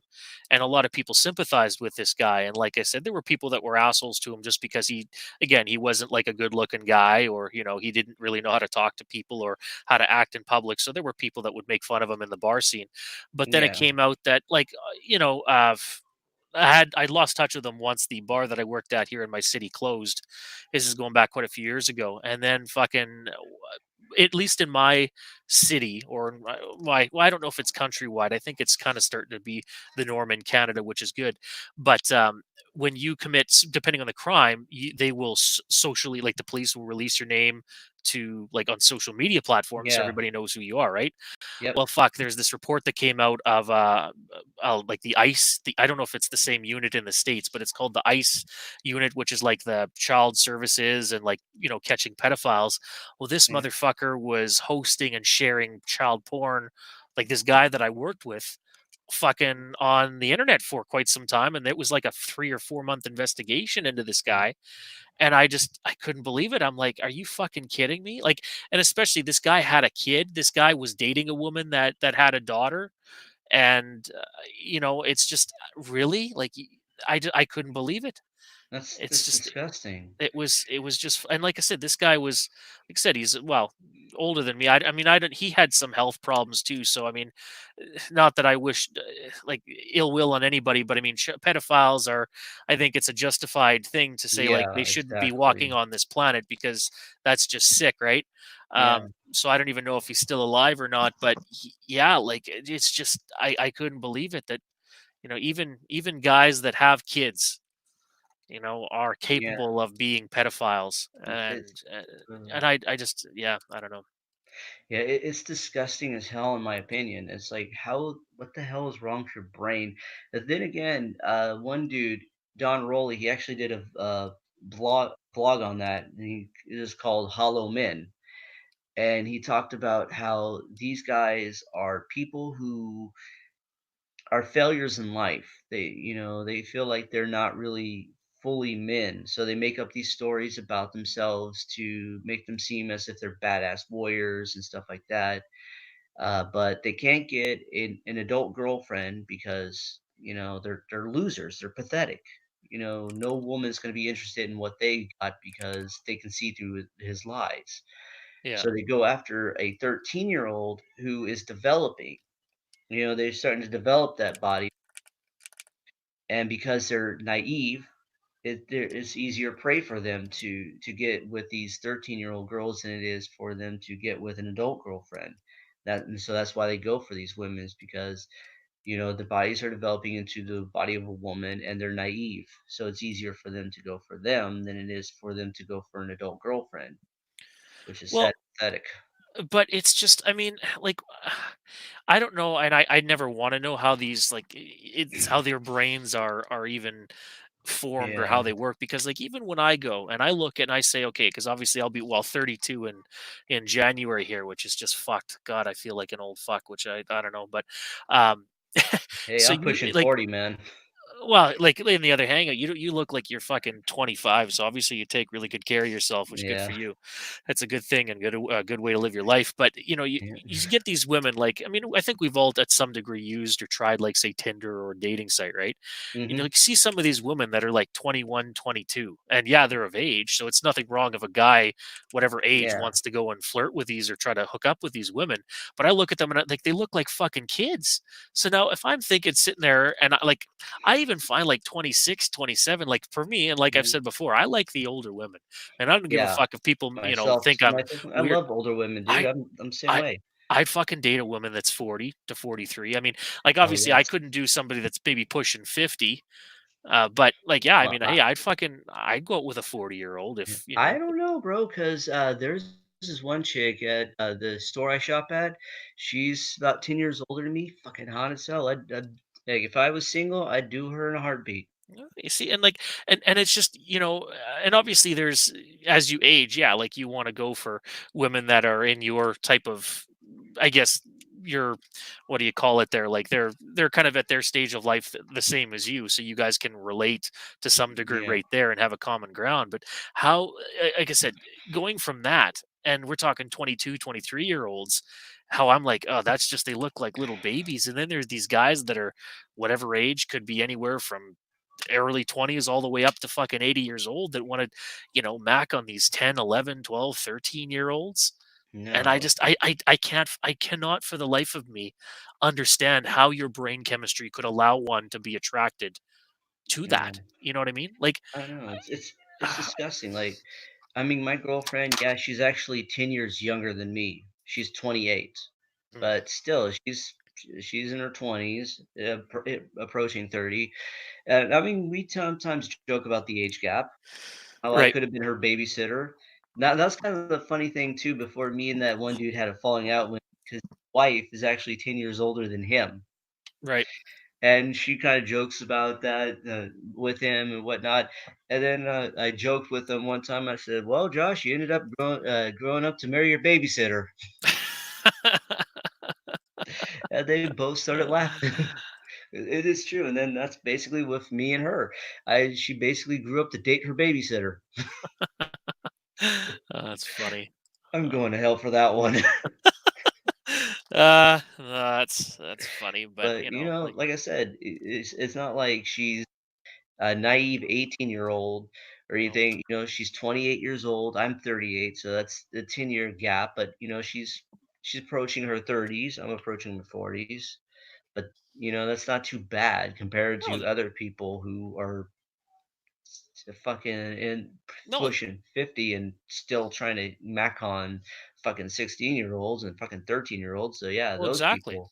No, that the situation you explained. No, there's nothing wrong with that. I mean, like I said, the way that I see it is like, kind of about, let's say when I'm 45 or whatever, and as long as the chick at that point is like, say, 30 years old, I Hmm. think that's probably a safe bet that any, like, if you're a guy, well, maybe just for, this is a guy's perspective thing, but the way I see it is, if you want to date like a 30-year-old woman and you're 40, 50, 60, fuck, 70, 80 years old. I mean, let's look at, what's that guy from, he played in Pirates of the Caribbean there. He's a famous singer. What the fuck's his name? Oh, and he was like 70 and got like some 32-year-old woman pregnant there. Oh yeah. No, Um, it was fuck it.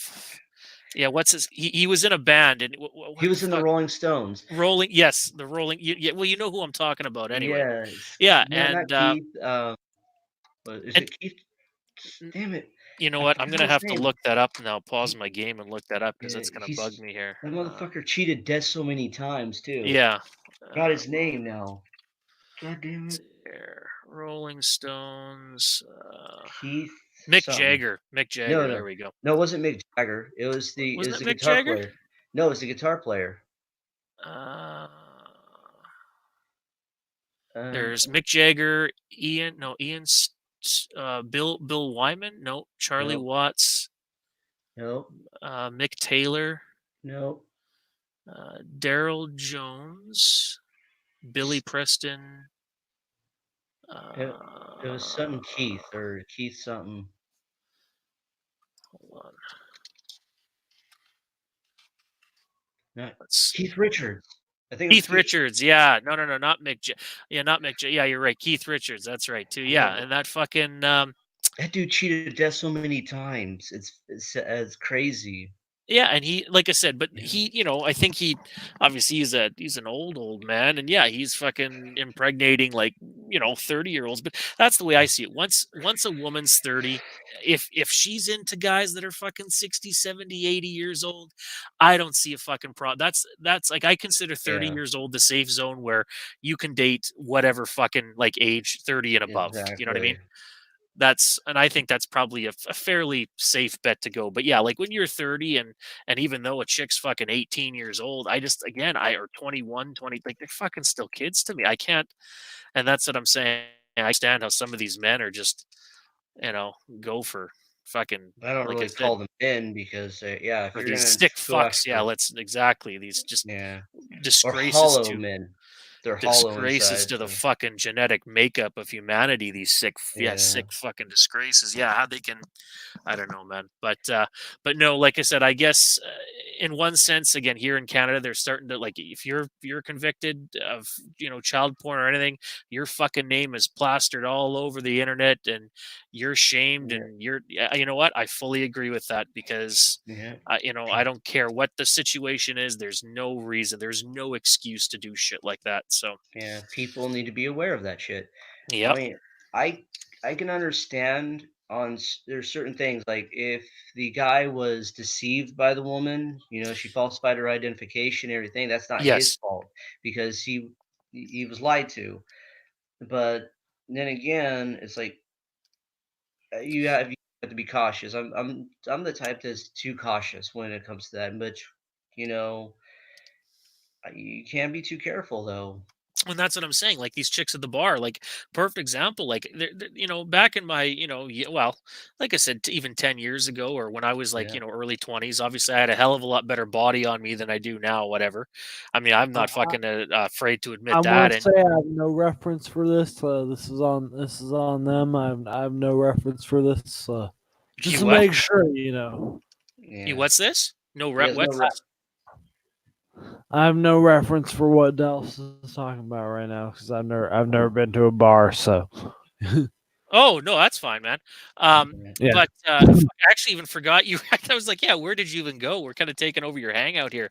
Yeah. But yeah, like there's these chicks here, or that when I worked in the bar and I had a hell of a lot. Like I said, I was a good looking guy back in the day, and or at least decent looking enough for yeah, these Yeah. chicks are macking on me, and yeah, you could have easily fucked a lot of them. But again, because of the fact that you don't know if they're underage or not, you can't jump on that shit. And the way that I No. see it is women that are overly like at least as I've gotten older and as I kind of gotten to know the bar scene, the women that are, really jumping on a lot of guys, typically they are either new to the bar scene, they're not very experienced or versed. Because women that are, they're going to be very cautious, like men that are going to go up and ask them to dance or offer to buy them a drink. Women that are versed in the bar scene or the nightclubs, they're kind of, they're a little more reserved. They typically like to dance with their group of girls, and if a guy tries to intrude, they're kind of little annoyed and they try to Yeah. push him away, right? You have to be welcomed. I see, like if a woman wants to dance with a guy, they'll kind of bring them in and when he's invited. But you'll see Yeah. the women that are very like just all over any fucking guy they can get. There's a high chance that they're either underage and shouldn't be in the bar, or they're either just fucking over 19 or whatever, because the legal drinking age is 19 here where I'm from, and they're Oh, just fucking maybe like a couple of days after their 19th birthday. So that's yeah. one clear giveaway that, yeah, if you got women that are basically wanting to give you their pussy in a matter of just meeting, that there's probably a red flag that you may want to be checking their ID. And not only that, I mean, you got to watch that they're not fucking intoxicated or on any fucking drugs, because that can come back to bite you in the ass. And it's just, Yeah. yeah, like it's just, women that are going to throw themselves at you. There's something up there. It's not, and that's how guys get themselves into trouble is, they want to Yeah. fuck, and they see a woman that's throwing themselves at them, and well, end Yeah. up being underage or fucking intoxicated, and it comes to back to bite them in the ass. And it's like, I know. you It's just it's gotta sad. watch. Yeah, It's it is. yeah. What's really fucked up is how like the law is here with that shit. There's certain states where the age of consent is 18, which I think that is the right age. I think its age of consent should be 18. And Agreed. then there are certain states here in the United States that the age of consent is 16, and I'm like, what the Yeah, how does that make sense? Like, age of consent is 16, so then but it's still fucking pedophilia if somebody over 18 sleeps with them.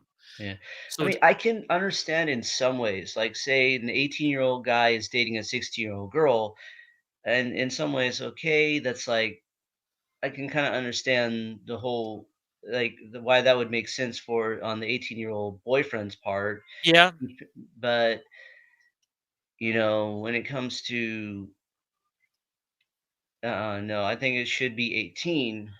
The age of consent should be 18, but yeah, yeah. I don't understand the age of consent shit. Like, I don't, because it's, again, like, if you're, I guess if two 16-year-olds are gonna go at it, well, I mean, whatever. I don't even really want to know anything about that, but yeah, that's on them. But they're, again, that there should be, yeah, like, 18, fucking 19, whatever.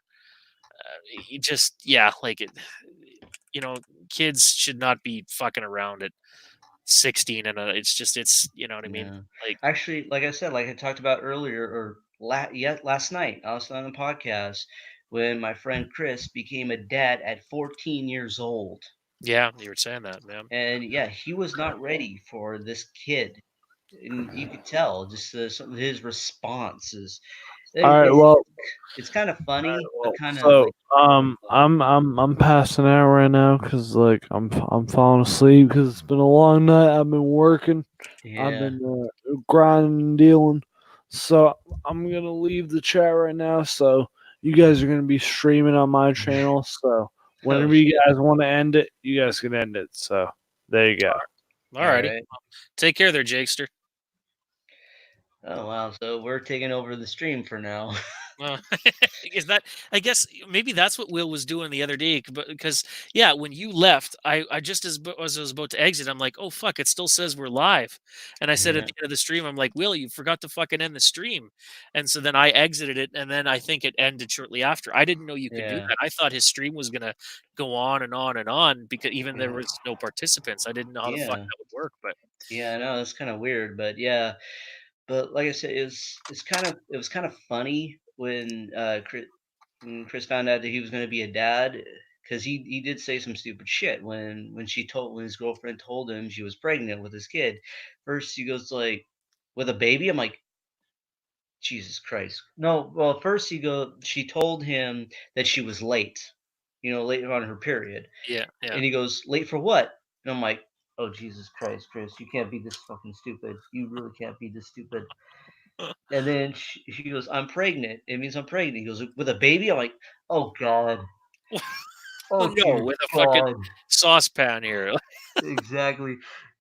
And then I'm like, please don't say anything else. Please don't say anything else. I already know you're going to put yourself into a deeper hole. Sure enough, he opens his mouth and says, are you sure? We only slept together 4 times. Oh dear God. Oh fuck. It was.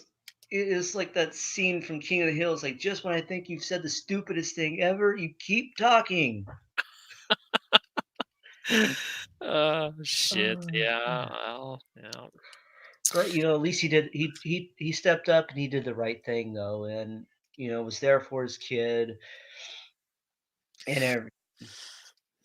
Well, and it's yeah, like I said, it's a tough thing. Like, I mean, obviously when I had my first child, I was just finishing high school. Like, I was in grade 12, like, so the Mhm. final year, my senior year, and I had, I think, half of the year of school left.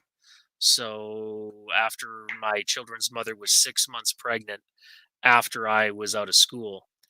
So at least I was able to finish school, before the birth of my first child, or my Yeah, firstborn. But it was hard, because I mean yeah, you're still a kid. Like, I could imagine 14, and I mean I was, well, yeah, just eight, 18. just 18 Yeah, at that time because my birthday's in January, so I was always the oldest of the class. Or I think it was I 17, 18. Anyway, I was getting up there anyway. So yeah, but even then, I mean, yeah, I had not a fucking sniff as to what was about to, to be a father, and yeah, yeah, you learned, and obviously, the kids are really good, and they're grown up to be good, well mannered children, and that's all you can hope for. But yeah, I had to learn as I went, and yeah, it was a big life changer. Like you were talking. Um, about how you hadn't had or been with a woman until you were what, 26 or something, yeah. just 26. because of the fear of that. And yeah, like, I think that's fucking smart, because a lot of Mhm. the like a lot of people tend to make it sound like, oh, it's all gloom and doom once you become a parent. It's not. But the doors that you had open for you, like the freedom of going out whenever you wanted, maybe joining some sports teams or shit like that, Yeah, a lot of those doors are they either close until the child is old enough to take care of him or herself, because you yeah, have your full attention needs to go on that child, clearly. mhm, um, they either close indefinitely, or you can't do them till the child's older, because yeah, like, your priorities shift. So it's not like your life ends, but your responsibilities are, mhm. what I mean. It's completely Yeah, different. And once you're in that predicament, it's kind of the irony, and no one will ever know what it's like to have those doors closed until you're in that predicament, right? right. And but yeah, like I said, I once you have them, though, you'd never, like, even if I had a chance to go back and do it again, I mean, clearly you wouldn't change anything. You'd do the same thing, because obviously you love them to death, right? So Yeah, that's one thing, is that, like, when you have children, they can, be like your best friend, and while still maintaining that you're teaching them how to be a proper human being. But it's it does come with some massive benefits too. yeah. But yeah, that's You that's always, I feel like you always got to weigh out the pros and cons when it comes to life altering decisions like having a kid, and you got to really think about it. You got to really plan. It is something that it's should be planned out, planned ahead of time, and not happen sporadically. Because when it happens randomly, I mean, when it happens randomly, it can really mess up any, like, say you had plans to do something and now, oh, you can't do that no more now. exactly, yeah. Yeah. Are you Yeah. are you sorry, did you say you are dating a girl right now? Yeah, I've been dating her for about 3 years. So are you guys, like, have any plans to have children, or is that kind of a not quite ready thing, or I mean, when we get married, yeah, it's kind of like the thing of getting married first and then having the kids, and traditional way. You know what I mean? gotcha. Yeah. Are you so, like, have you guys have any plans to, or I guess I should be asking you, since obviously you're the one that'll be proposing, like, have you kind of figured out maybe a time that would be right for potentially popping the question to her, or is that still kind of a work in progress, or Yeah, it's still kind of a work in progress on that one. I gotcha. Okay. Yeah. That's cool. Yeah. That's cool. Do you Kind guys of. you got any big plans for, like, the summer? You guys going on vacation or anything? Not really knowing what's going on here. We're just playing it by ear right now. Oh, okay. I 'Cause, yeah, gotcha. we've both kind of been busy with everything, so just I gotcha. Oh, no, that's cool. yeah. Yeah, well, right on. No, that's like I said. I mean, the way that you're handling it is definitely it'll make things like such a smooth transition once you have everything planned out in terms of get married, Yeah, and then when you guys are ready to have kids, that's kind of the best way to do it though too, because yeah, you'll have everything that you wanted to have done and ready for when a child comes into the world, exactly. right? So, Yeah.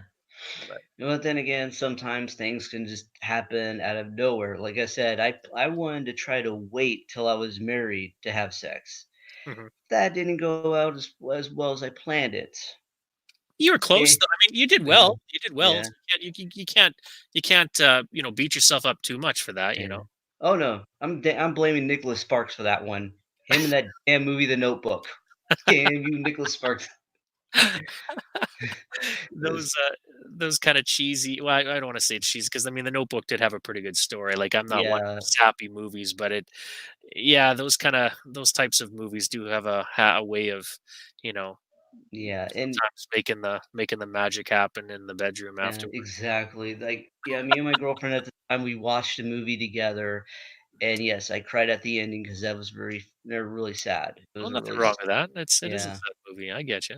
yeah, but it's a good movie though. Yeah, for But, sure. but yeah, it was just that ending that I don't know, kind of just damn you, Nicholas Sparks, you son of a bitch.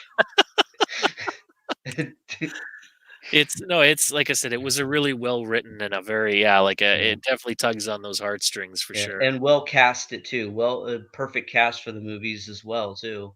Yeah. With Yeah, there's sometimes they hit a home run with the cast that they have for movies. Speaking of movies, it's obviously kind of shifting gears a little bit. Like, were you ever into the Pirates of the Caribbean at all? oh yeah, I like those movies. Those were good. So, do you know what's going to happen? Because now Johnny Depp's he's no longer going to be part of the Pirates of the Caribbean, right? Like, I think Yeah, he got kicked, or he either kicked out, or some shit happened. Did you hear I anything about that? no, I didn't hear anything about that. That Eh, what the well, hell happened? I guess he was going through some shit. I don't exactly know what, but he's kind of been a little bit of a weirdo going through some kind of a shit as late as I don't know over the last couple of years, and he's kind of done as far as what I've heard from the Pirates of the Caribbean franchise. So I don't even know if they'll bring back like a Jack Sparrow esque type character. I think they may, if they are going to make another Pirates of the Caribbean, that character is just they're going to go a completely different direction, and he's just going to be like gone from the like even that character, even if it's played by somebody else, isn't going to happen, right? Well, So actually, what they could do since now Orlando Bloom's character is back to kind of back in a way, they could bring it back with Orlando Bloom and Kara Knightley because that was kind of how it ended with the last one. yeah, So I mean, they could revolve it around Elizabeth and Orlando Bloom's character. Forgot his name now. you Will, know, yeah, I Will. think the best the two Pirates of the Caribbeans that I felt were the best written and had the best story was Dead Man's Chest and at like the second and third one, Dead Man's Yeah. Chest and at Oh yeah. World's End, I think they call it. Yep. Those were and fucking Davy Jones was the best villain in Pirates of the Caribbean ever. I wish they could find a way to bring him back because he I was like my know. all time favorite villain. Yeah. And His backstory was well written. It was well played out for his character, I thought. yeah, But yeah, I mean, you can revolve it around Will Turner and Elizabeth Swan's character now. Those characters basically. And that is kind of where it was going at the end of the last one it had, where Will had that dream of I forgot, it was some sort of dream. He woke up and it was like a nightmare. you mean when after he was after the whatever the staff was cracked and this curse was lifted. Yeah. Yeah. Yeah, he had a dream about Davy Jones or something. Yeah, like I don't really know what they're That's what they could do. They could have JV they could in a way have Davy Jones return and then Will Turner and Davy Jones, you know what I mean? that would be cool. Like, would they make him heel or face? Like Davy Jones would be the heel, maybe I don't know, but they could still, that's where kind of saw it coming going though with that at the end of that. I thought, is JV Jones going to return and try to get his revenge on Will? So then, he could be like a still kind of a heelish character. It's kind of funny we're using wrestling terms for movies, but it works though. Yep. But yeah, like I don't. That's the kind of thing that was really weird too, is because they had like even with Barbosa, like when he came back, obviously he was a bad guy in number one Yeah. in the Curse of the Black Pearl, and then two and three, or He he came came back in part two, came but back in two, yeah, and yeah. then obviously was a good guy ish in part three. Yeah. But um, what was I gonna say there? But yeah, but then in the fourth one, he was kind of bad. He was like a commander or something. So he Yeah. kind of flip flopped a bit. So I didn't quite understand what was going on there. Yeah. But yeah, like Part five. Wow. what's That that? part five though. Wow. Uh, like for the staff or the what For was it? Barbosa. Where For he what? yeah where he got Yeah. killed or where he Yeah. I was like, sacrificed himself and then his for well, his daughter. I'm like, what? and that's I guess that's the other thing too. They may have his daughter involved in the Yeah. future parts. Yeah. So I mean, there's plenty of characters you can go with, revolve the story around. Without having Jack Sparrow now. So I mean, But he was like synonymous with the series. I guess yeah. maybe once they do it, maybe people will kind of get accustomed to it. But I can't imagine a Pirates of the Caribbean without Jack Sparrow. I don't know. Yeah. It's just I don't know. I can't quite picture it yet, so I'll have to wait and see how that goes. But Yeah. Well, I mean, like I said, they do have strong enough characters to be able to do it if they have the right people who are creative enough to make it work. So yeah, that's all it revolves down to as well as how they make it work. yeah. Well, like I said, if they can pull it off, then that'd be good. But we'll see what happens. I suppose. Are you a Yeah. Walking Dead fan? No, no. I used to read the comic books, but I could not get into the TV show as much. Oh no. No. It's I think like for me it was the first 3 series were it's not like one of those series where you can watch like say a couple of episodes and get into it. Some people were able to. For me, I wasn't able to. I had to get like maybe once the 3rd season. After Yeah. the 3rd season, I was like, okay, yeah, I'm kind of invested in this, but you have to actually put some time into, Yeah. into really getting used to it. Yeah. I And was more of a fan of the comic books, really, though. see, never And read those. yeah, I I remember it was funny when my friend was saying, "Oh, how much they love that Walking Dead and this and that," and it was on, like, season 3, and I said, "Oh, you're gonna hate it when Negan comes on. You're gonna hate it when they bring his character in. You're really gonna start to hate it." And sure enough, I was right because, like, he was actually worse in the comic books than what you see on the TV shows. He's actually way worse.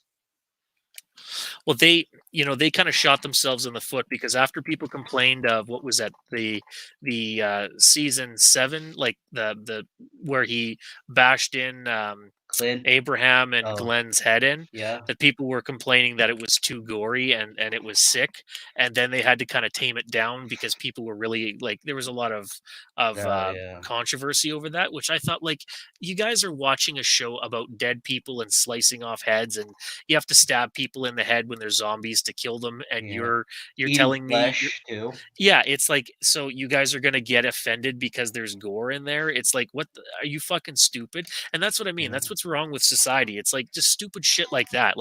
That's like watching a porno and getting offended because you saw a cock. Oh, Nice.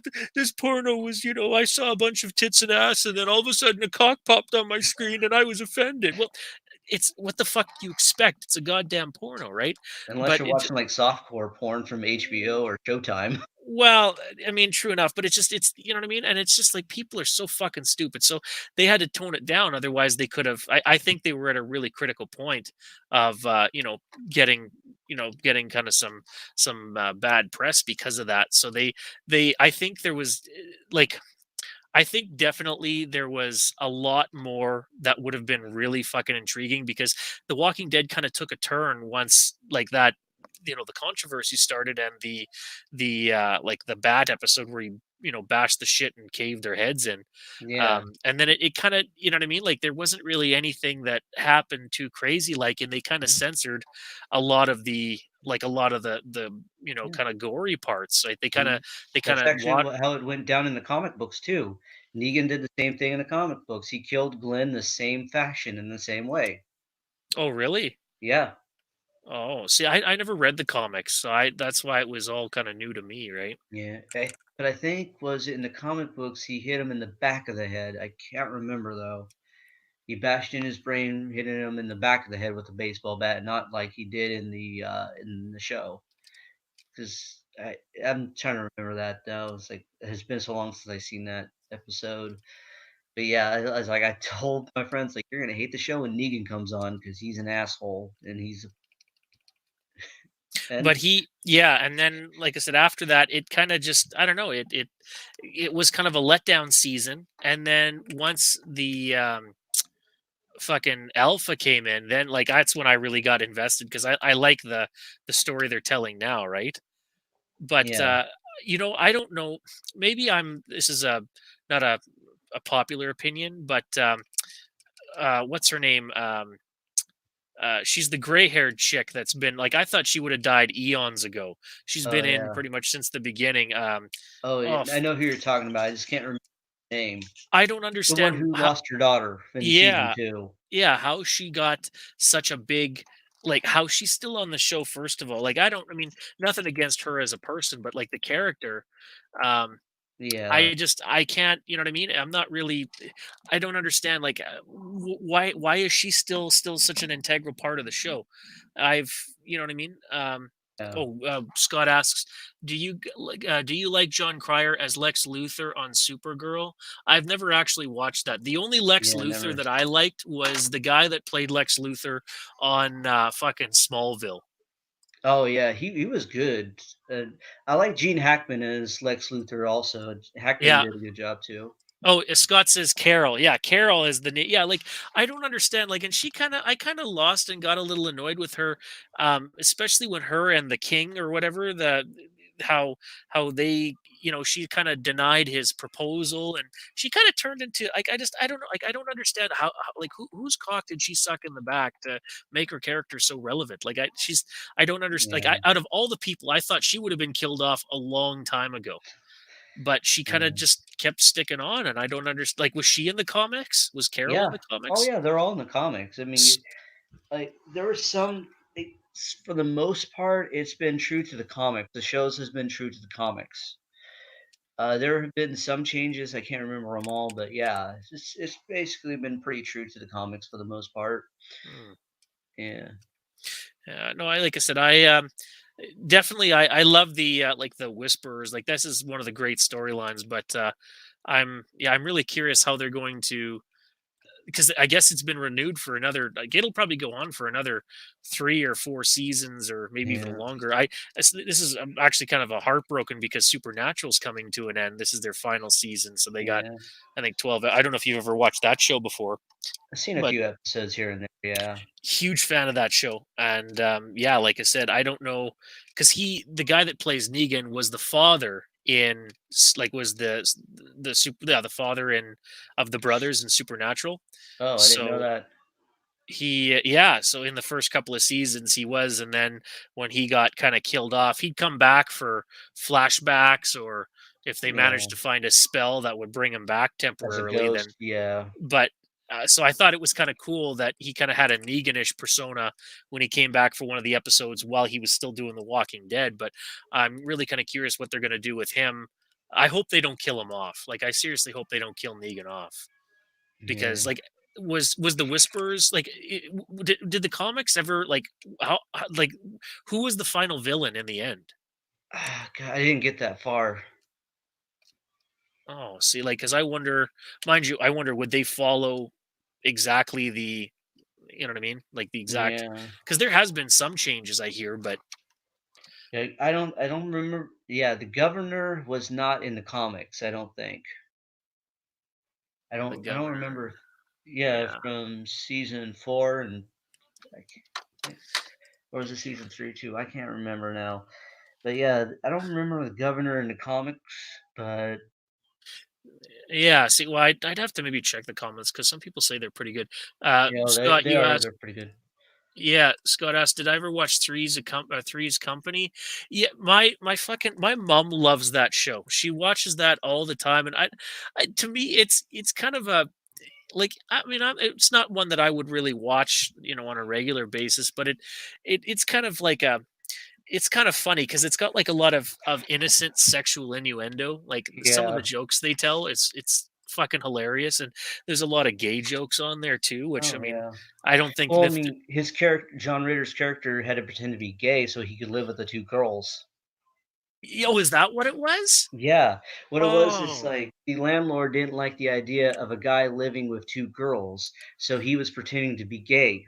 Oh, fuck. See, okay, that makes so much more sense because I was always wondering, like, why is this guy like, yeah, the old guy who I guess is the landlord is always making like Mhm. gay jokes about, and I never understood like Yeah, why is he taking that? Why doesn't he just like, exactly. but okay. So now you get it though, right? Oh, okay, I see. Yeah, yeah. Okay, that makes a lot more sense. But Yeah, yeah, I I mean, I grew up on that show, so I kind of I know about it quite a bit. oh, okay, well, yeah, that makes a lot more sense. Other than that, like, I don't know. It's not really. I'm not. Yeah, I not one to really watch it. If I had a choice to watch something else, obviously I would. But yeah, I don't know. Yeah. So yeah, but I don't know. There was a show back in the day I used to watch called "Are You Being Served" and "Keeping Up Appearances." Did you ever hear those? No. "Are You Being Served"? It was like maybe Scott, if he's still here, he'd know about the show. It's like an old British sitcom where the "Are You Being Served" is like they're working for a company called Grace Brothers, and it's this old perverted man that would mac and all these. He have all these like hot secretary women, and this guy's like 90 years old, like just Oh my probably god. on the verge of death. And he'd always come in and have like these hot women like escorting him to the see how the sales were and shit like that. And he'd always have this one woman that had this cat. But she'd constantly, instead of like she'd talk about it, her cat, but she'd always refer to it like as her pussy. Like she'd be like, I washed my pussy the other day and it was just so gross. And it'd make it sound like she's talking about her cunt, right? It's just, Oh my and it god. just, but it'd be so fucking funny. And then, Oh yeah, and then boy. you gotta watch an episode. Like there's some shit on episodes on YouTube, and I used to watch those all the time. And fuck, were they funny? And then Keeping Up Mhm. Appearances was about this really overly what's the word overly like overly annoying. Like she's very full of herself, and her neighbors couldn't stand her husband couldn't stand her, and Oh she god. was her self-importance was like Um, overinflated self-importance, I guess is the word, very obnoxious. oh And god. yeah, like she just I don't know, make herself sound like she's just this best thing ever. And fuck, was it funny?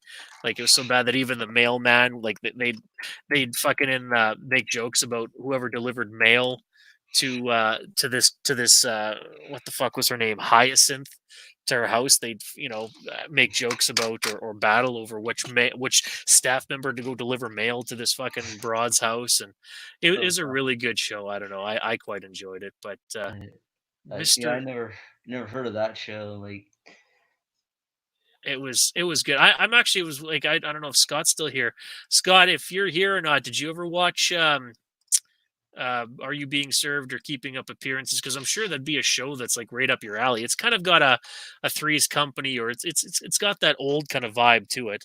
And all yeah, like unfortunately, I think the only living member is that's still alive in the cast is Hyacinth actually to date, but all those other people are all unfortunately gone. passed away. But Yeah, yeah, it's kind of crazy watching certain things, and then you see like how many people are gone from that what you're watching. Like one time I was watching Family Feud. It was wrestlers, Women of Glow versus the wrestlers from WCW. yeah, And it was like looking at all the wrestlers from WCW and the women from Glow is like the huge a majority of them were all gone. Brian Pillman was one of them. Um, I forgot Mount Fuji. She was one of them that died. Um, I was like, wow, I can't remember how many all the wrestlers that were in there, and I'm just like, damn. Yeah. Yeah, Yeah, it's crazy. Oh, Scott says they'll check them out. Yeah, I don't know. It may be a show that you can watch them on YouTube. It may be something you may be into there, Scotty. But yeah, if not, I mean, I don't know. I just it was a show that comes to mind, and I thought they were quite cool to watch. But yeah, it is crazy. Like and I think it's only getting almost like more prevalent in a sense because of the fact that I mean, like I said, well, Robin Williams and Michael Jackson and like a yeah, lot of these names that were pretty big icons back when we were younger are all starting to leave the yeah, planet. So yeah, dropping like flies. What was crazy when Michael Jackson died?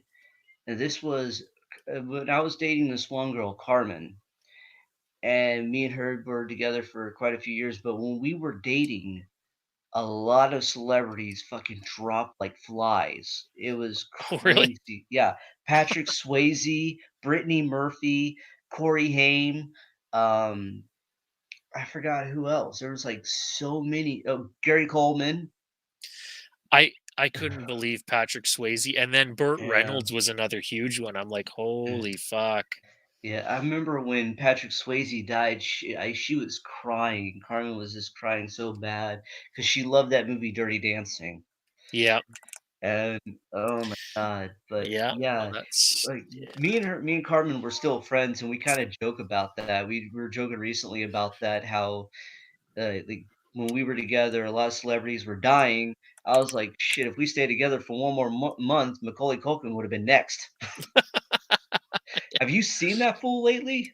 He's well, I think isn't he a little bit like he's definitely not a I don't know. I think all the drugs really messed up his face, but I mean, he's doing, I think, better than what he was like 5 or 6 years ago when he was like, isn't he? Or is he still like, I He was looks like watching, he's knocking on death's door. well, he doesn't look very, like, his face looks, yeah, like very sucked in. And yeah, he does Yeah, look sick. But again, it's all the fucking, like, what was he doing? Heroin and shit. And like yeah, that, he'll always have permanent meth, effects. Oh, he was doing meth too. Well, I he'll think. always have permanent yeah, he'll always have permanent effects from doing that shit. Yeah, Um that's but like, you know, but like I said, I think from what I hear that he's clean. He's cleaned up. I know yeah, there was something I was reading where people were kind of pissed off because Ellen DeGeneres, who I hate by the way, I think she's an absolute bitch, yeah. can't stand her just because, like, I think she's so fake, and her the messages that she delivers is she's all about her own agenda in my She's opinion. disingenuous, Yeah, basically. like, she talks about how she's in support of this and that, but then there's articles that have come out where, people that are bashing the LGBT community, she's, trying to make excuses for behavior of like gay haters and shit like that. Yeah, like, Meanwhile, there's she's a no lesbian, excuse. and it's like, well, but that goes completely against the rhetoric that she's trying to spew on Yeah, her show. So, yeah, but again, if you yeah, can't make excuses for people who are hate mongers. You just yeah, can't.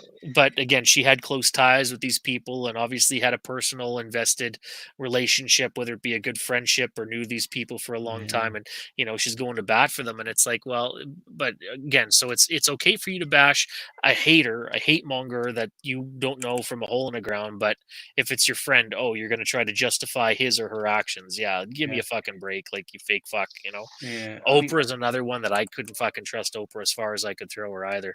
yeah. You know, I mean, I would say if it's someone I know, gay bashing or trans bashing, I was like, that's your opinion, that's your whole thing. I'm not going to condone what you say, but I'm not going to make excuses for what you say when LGBT come after you and debate you on what you're saying or call you out for what you're saying. So yeah. Well, like in the way I see it, like, I mean, it depends the context too. Like, I know a lot of yeah, people that say, like, listen, I can't understand gay people. Like, they don't hate them. They can't understand how somebody could like the same sex. Well, okay, that's yeah, fine. Like, I mean, they're not hating. They're just saying they can't understand it. Well, whatever. But yeah, yeah, if there's some, buddy that comes out and like, oh, fucking faggots, I want to, they should all be killed or something. Well, then, yeah, it's like, listen, man, like they're not doing anything to you. Don't be Yeah. like, why does their life have to come into question because they are attracted to the same sex? Like that to me is right there is fucked up. But yeah, like Yeah, exactly. Like if it's not but hurting you in any way, it's not affecting you, mhm, leave them alone, honestly. exactly. Like I know there's people and then on the flip side, like where there's gay people that like are in your face gay, like Oh there's god. like in for parades they're walking around like with very like just I mean obviously revealing clothes and there's kids around and Yeah, shit like that. Well, it's still you can be happy to be gay, but you don't have to like whip your dick out and exactly. in Have some public. decency. Yeah, you don't have to do that Yeah, and wear like a skimpy skanky like a sexual outfit in public, a yeah, guy in fucking heels and stockings with your dick out. You don't have to do that in public yeah, to be appreciative of the fact that you're gay. You don't need to do yeah. that. So it's Oh, I I know can't. I have gay friends that hate that shit too. They Yeah. hate people that are overly flamboyant or Yep. that's overly exaggerating on their homosexuality. Hmm. Like there was one time when me and my friends we were in a band and we performed at a gay bar and I actually saw some of my friends at that bar and we were just hanging out at the bar talking. He's saying that that we sounded great. I'm like, oh, cool, thanks, man. And Hmm. we see this guy, he's decked out in everything, rainbow shirt, rainbow belt, rainbow pants. And I was like, Jesus Christ. And Hmm. then when they looked at him, they're like, okay, we get it. You like cock. Would you just tone it down for crying out loud?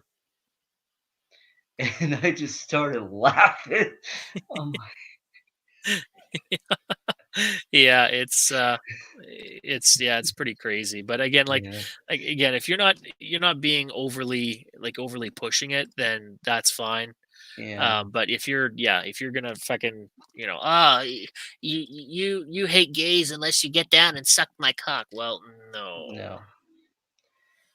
Like I said, I no. have gay friends. I have transsexual friends. I've actually dated a transsexual woman before. Yeah, well, I'm you were not saying afraid to that. admit that.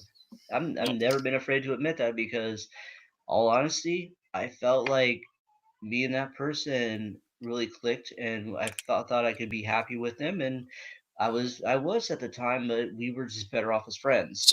so you did know that she was a transsexual Yeah, at the time. Okay, so like was she post op or was she still like or did you not like pre-op, yeah. a pre op? Okay, well Yeah. that's yeah. I mean like whatever. Like that's cool. Exactly. And But yeah, she was like very passable too though. You wouldn't been able to tell unless someone told you. well, and that's But and that's how a lot of them are. Like that's actually kind of the other thing too. We're talking yeah. about being careful in bars for being for chicks that could be lying about their age. Well, and Yeah. again, not that I have any problem with transsexuals, but I'm saying personally for me, like I like dating women, Yeah. and being with women. So I would be very offended, and I think I'd have a right to be pissed off if let's say I'm talking to a woman and maybe hypothetically we're to go jump in the sack and I saw a dick there. I'd be pretty pissed off. I'm not gonna lie. Oh, I'd be like, why oh didn't no, you just they don't do that. They will not do that. Like what happens when you're talking to one of them and you start to really click and they'll let you know beforehand, like saying, well, before you get too into me, because I know you're kind of feeling me right now, they could sense that too. Like they'll be like, before we go any further, you should know something. And then they will let you know. So they'll let you know ahead of time before you get too far into it. You know what I mean? haven't well, I mean, and that's good. Some of them that are respectful, but or hopefully the majority of them. But like, Yeah. haven't there been stories too? Like, I think yeah, some guys have thought they were with a woman and they didn't know that they actually were with Yeah. a There are some. Unfortunately, there are some that will not let you know or anything like that either. So, but yeah. nowadays they are very careful. A lot of them because they have to be. You think of like you look at the number of gays and trans who have been killed because of hate mongers and stuff like that. Hmm. So you can't be too They can't be too careful. They have to be careful with that kind of thing. Well, exactly. No, that's very true. But But yeah, yeah, like that'd be the only time where I'd be like, like if the person and they're upfront and they let the person know and the person is into and doesn't mind, well then yeah, whatever, fuck all the power to them, right? But like but for me, like I said, I just like nothing against transsexual. I just like I said, I'm yeah, comfortable and attracted to women, not you know what I yeah, mean? Not even but like a man that's transferring into or post yeah, op or whatever. Like that's all good and I'm happy that they're doing that and I'm happy for people that like that. But for me, like I just yeah, as long as they're open and honest, so then I can tell them, well, hey, like totally, I'd be friends with a transsexual. I don't give a yeah. fuck, but I wouldn't be like trying to invest into a relationship with that person because But that's just also, you know. yeah, and another thing too, though, like you were saying, like they ended up getting with these women not knowing that they were trans women. A lot of times, a lot of guys do know what they're getting into, but they just say that as some sort of excuse, or they say that as some sort of thing to like when like a lot of the guys who kill trans women, and then they say, "Oh, I didn't know she was actually she was trans," and this and that. They say that to as some sort of excuse because deep down they knew like they Or knew what they were getting into, but it kind of disgusted them. They disgusted with themselves for what they did, mhm.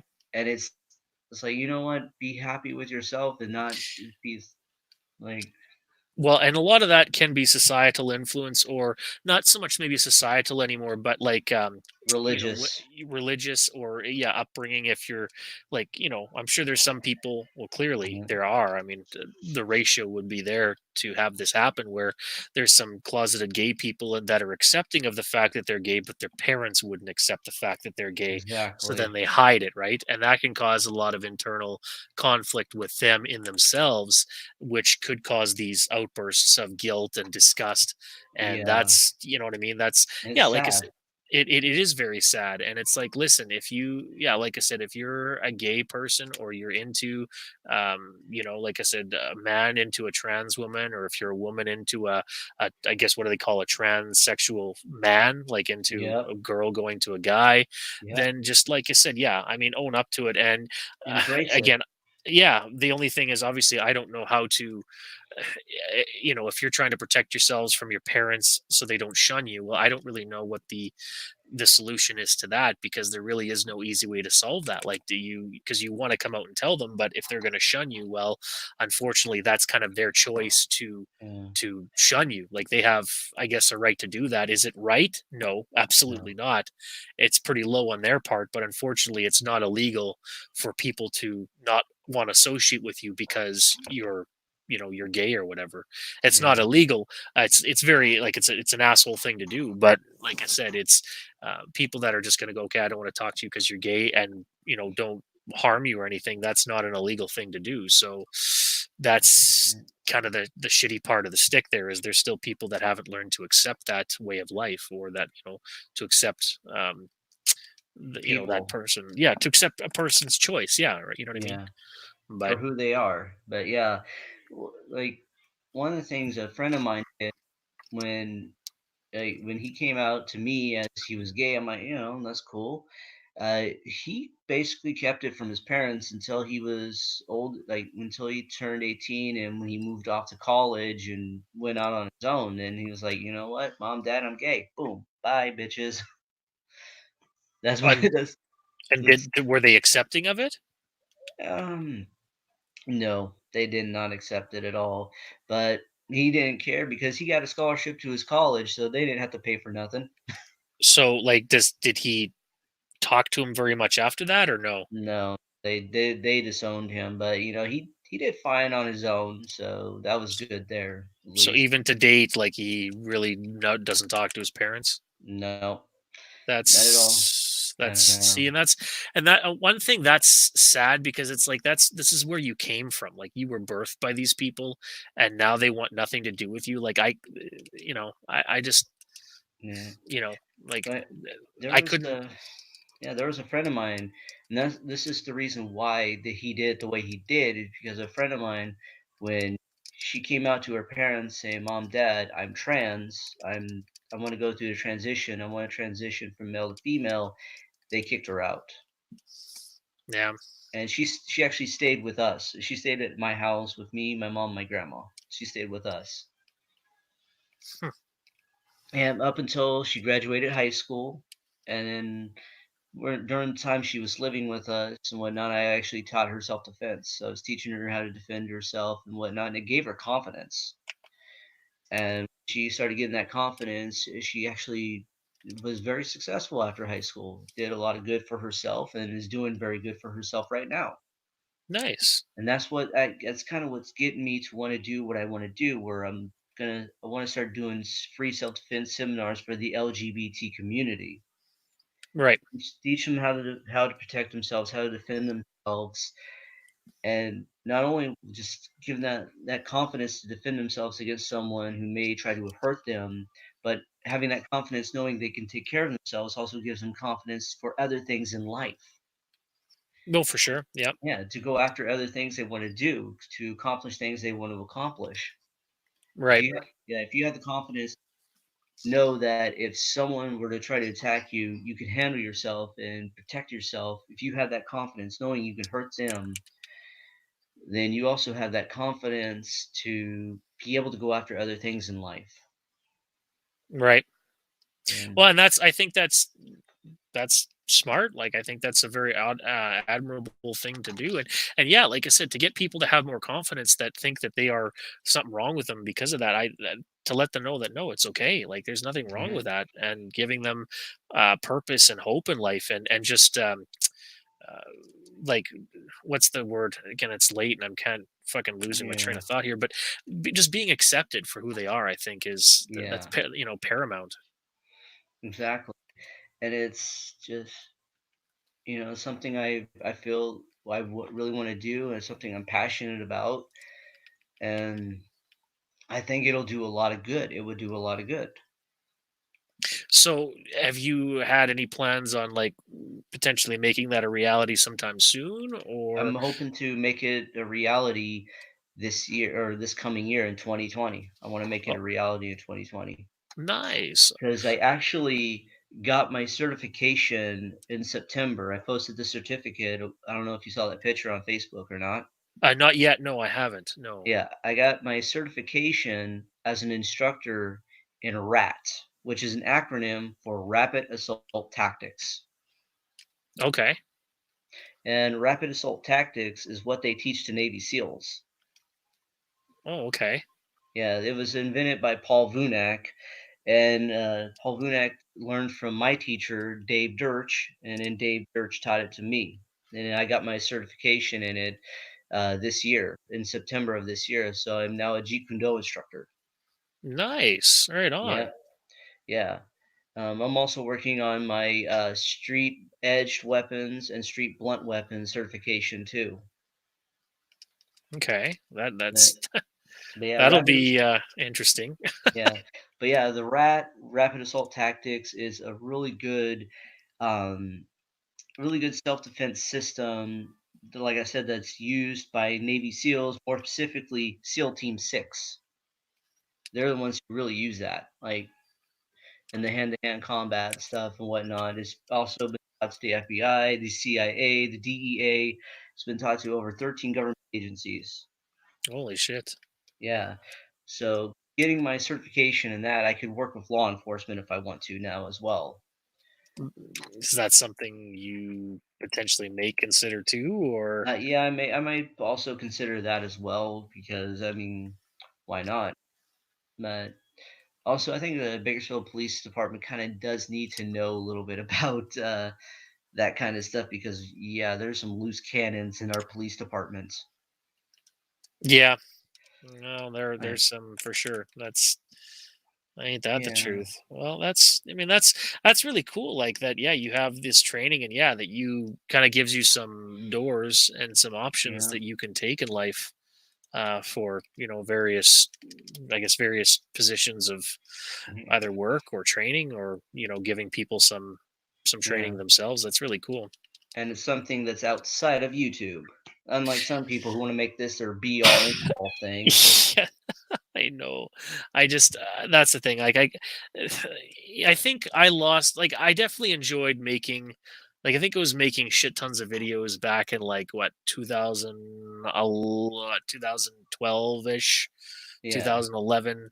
That was kind of the time where yeah, like I was uploading shit tons of videos, and I had not that I thought that I was ever going to be for sure, but definitely that was the highest point um in my YouTube career, dare I call it that, where I was, even considering, trying to do this to potentially make money off of it. But Yeah. after that, it's like, no, this is just kind of a hobby to, come on. And like I said, I like streaming games and stuff. Yeah. Like or the speed running community. That's not that I'm ready for doing speed runs on streams yet, but Yeah. that's something that I'd like to get into. So, you But know, yeah, with me, this was always just a hobby, something I do on my spare time for fun. And yeah, I actually can monetize my videos and make a few bucks off of this here and there, which I don't mind.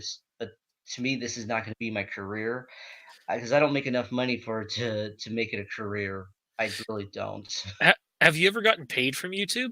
Yeah, I actually got my check from YouTube this year around April, and I used it.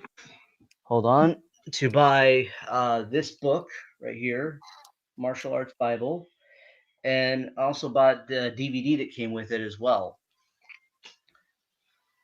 Oh shit. Well, Yeah, see, like I've never gotten paid. Like I got where you on your well back when my channel was still monetized, because it's obviously you need to have over 1,000 subs now. But yeah, before that, when you could uh, like yeah, like it showed that your estimated revenue was like 10, 15, $25 or whatever, but I never ended up getting a check or anything for it. So I don't yeah. know, like, what did they just send you a check in the mail, or like No, how did oh no, they directly deposit it into your bank account. see I don't know, they never did that for me, so I don't know, I don't really know how that Yeah. Well, how what I that did worked. is I put my credit, or I linked my account. It was the account to a prepaid credit card. So when I got my YouTube check, they would put it onto the prepaid credit card. They just directly deposited into the prepaid credit card, and that's how I'd get my money. Oh, okay. Oh, Yeah, okay. I'm actually halfway to getting my next check. I'm like a few bucks away from it. So, or not a few bucks. Like I'm like halfway there. Oh, So they have thresholds that yeah, you you have have to to. meet? Yeah, you have to meet with a certain threat. Like you have to get $100 to in order to get your check from YouTube. Oh, okay. I Yeah, and then gotcha. once you reach the $100 threshold, then they'll deposit it into your account.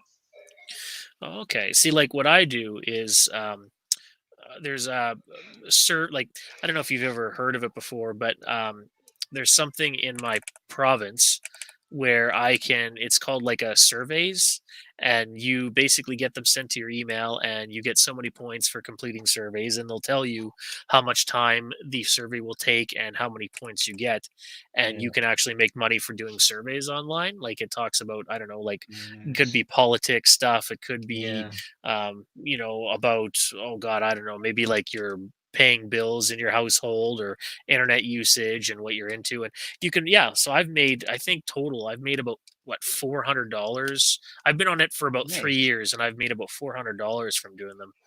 And it's, Not too bad. it's fuck, $400 is $400, right? So Exactly. I mean, that's how much I make donating my plasma. I make like yeah, well, you can like obviously you're not going to get rich off of it, but it definitely helps, pay some bills and shit, right? So exactly. And that's how I look at it. It's like I have my job that pays my bills, same as my plasma. Plasma helps out too when I need like some food and stuff like that. yeah.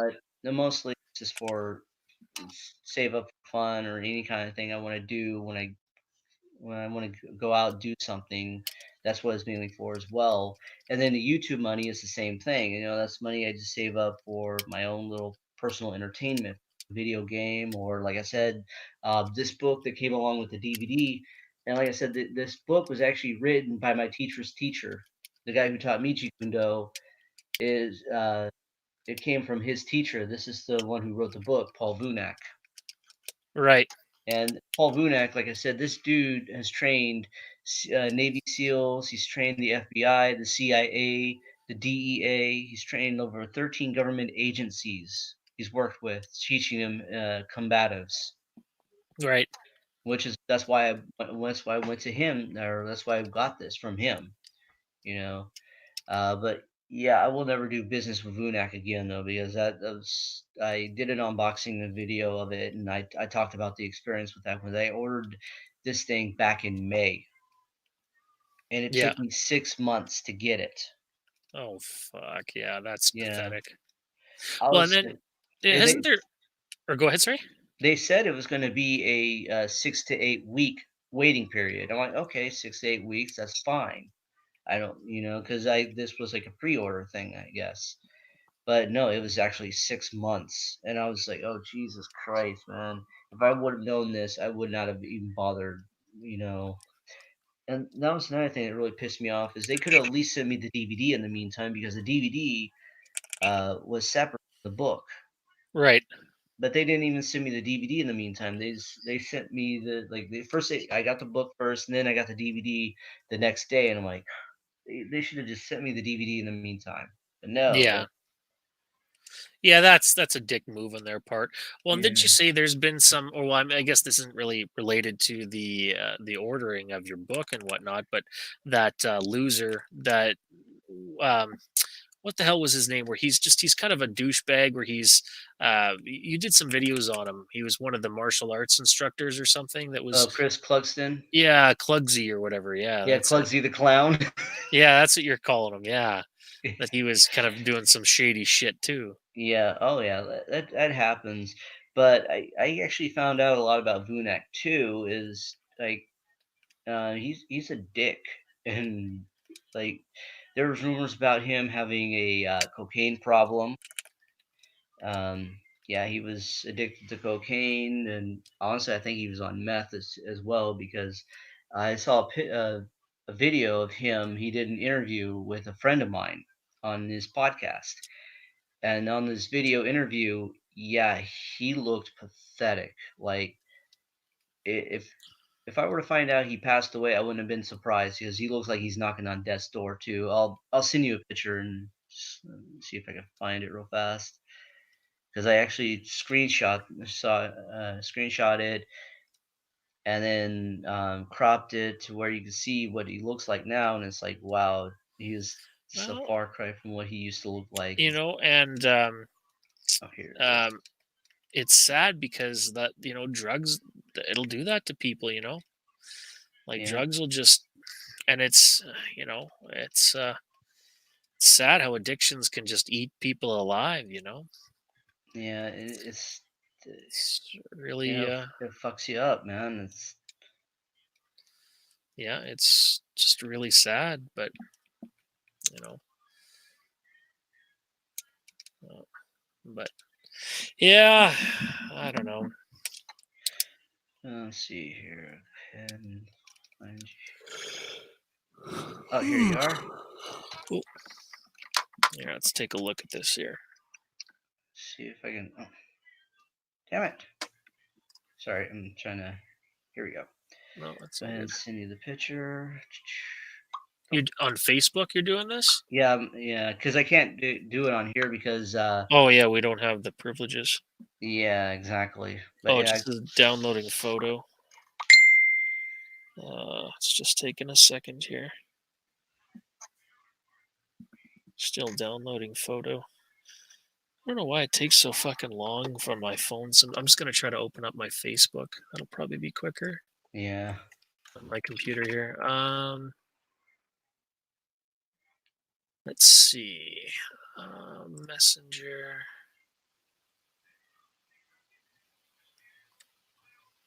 Let's see. Oh, there. Oh, holy fuck! Yeah, he does look pretty. In bad shape. Yeah. Yeah, holy crap! Yeah, it looks like looks like there's some kind of a cut or something below his. Would it be that right nostril or something?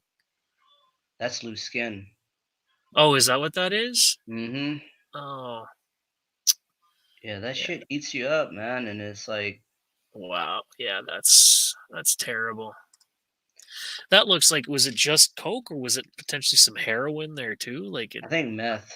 I honestly think or he was on meth meth or as yeah. yeah, it's sick. Like I don't know. It's Yeah, like he looks like he's really sick, like he's in bad shape. Yeah, everyone's said that too. Everyone's noticed it. It's like it is blatantly obvious he's really sick. yeah. Well, like I said, yeah, addiction will eat you alive if you let it and don't get treatment, right? Yeah, and But yeah, I don't know. But I should probably call it a night here because I'm getting pretty tired. I think I gotta save my strength too because when New Year's coming up, I'm sure there's gonna be a late night for yeah, spending time with family, and we're gonna do like. You got any plans for New Year's? I'm not really sure. I thought about doing a hangout on New Year's like I usually do. I do what's New Year's Evil. Oh, that's cool.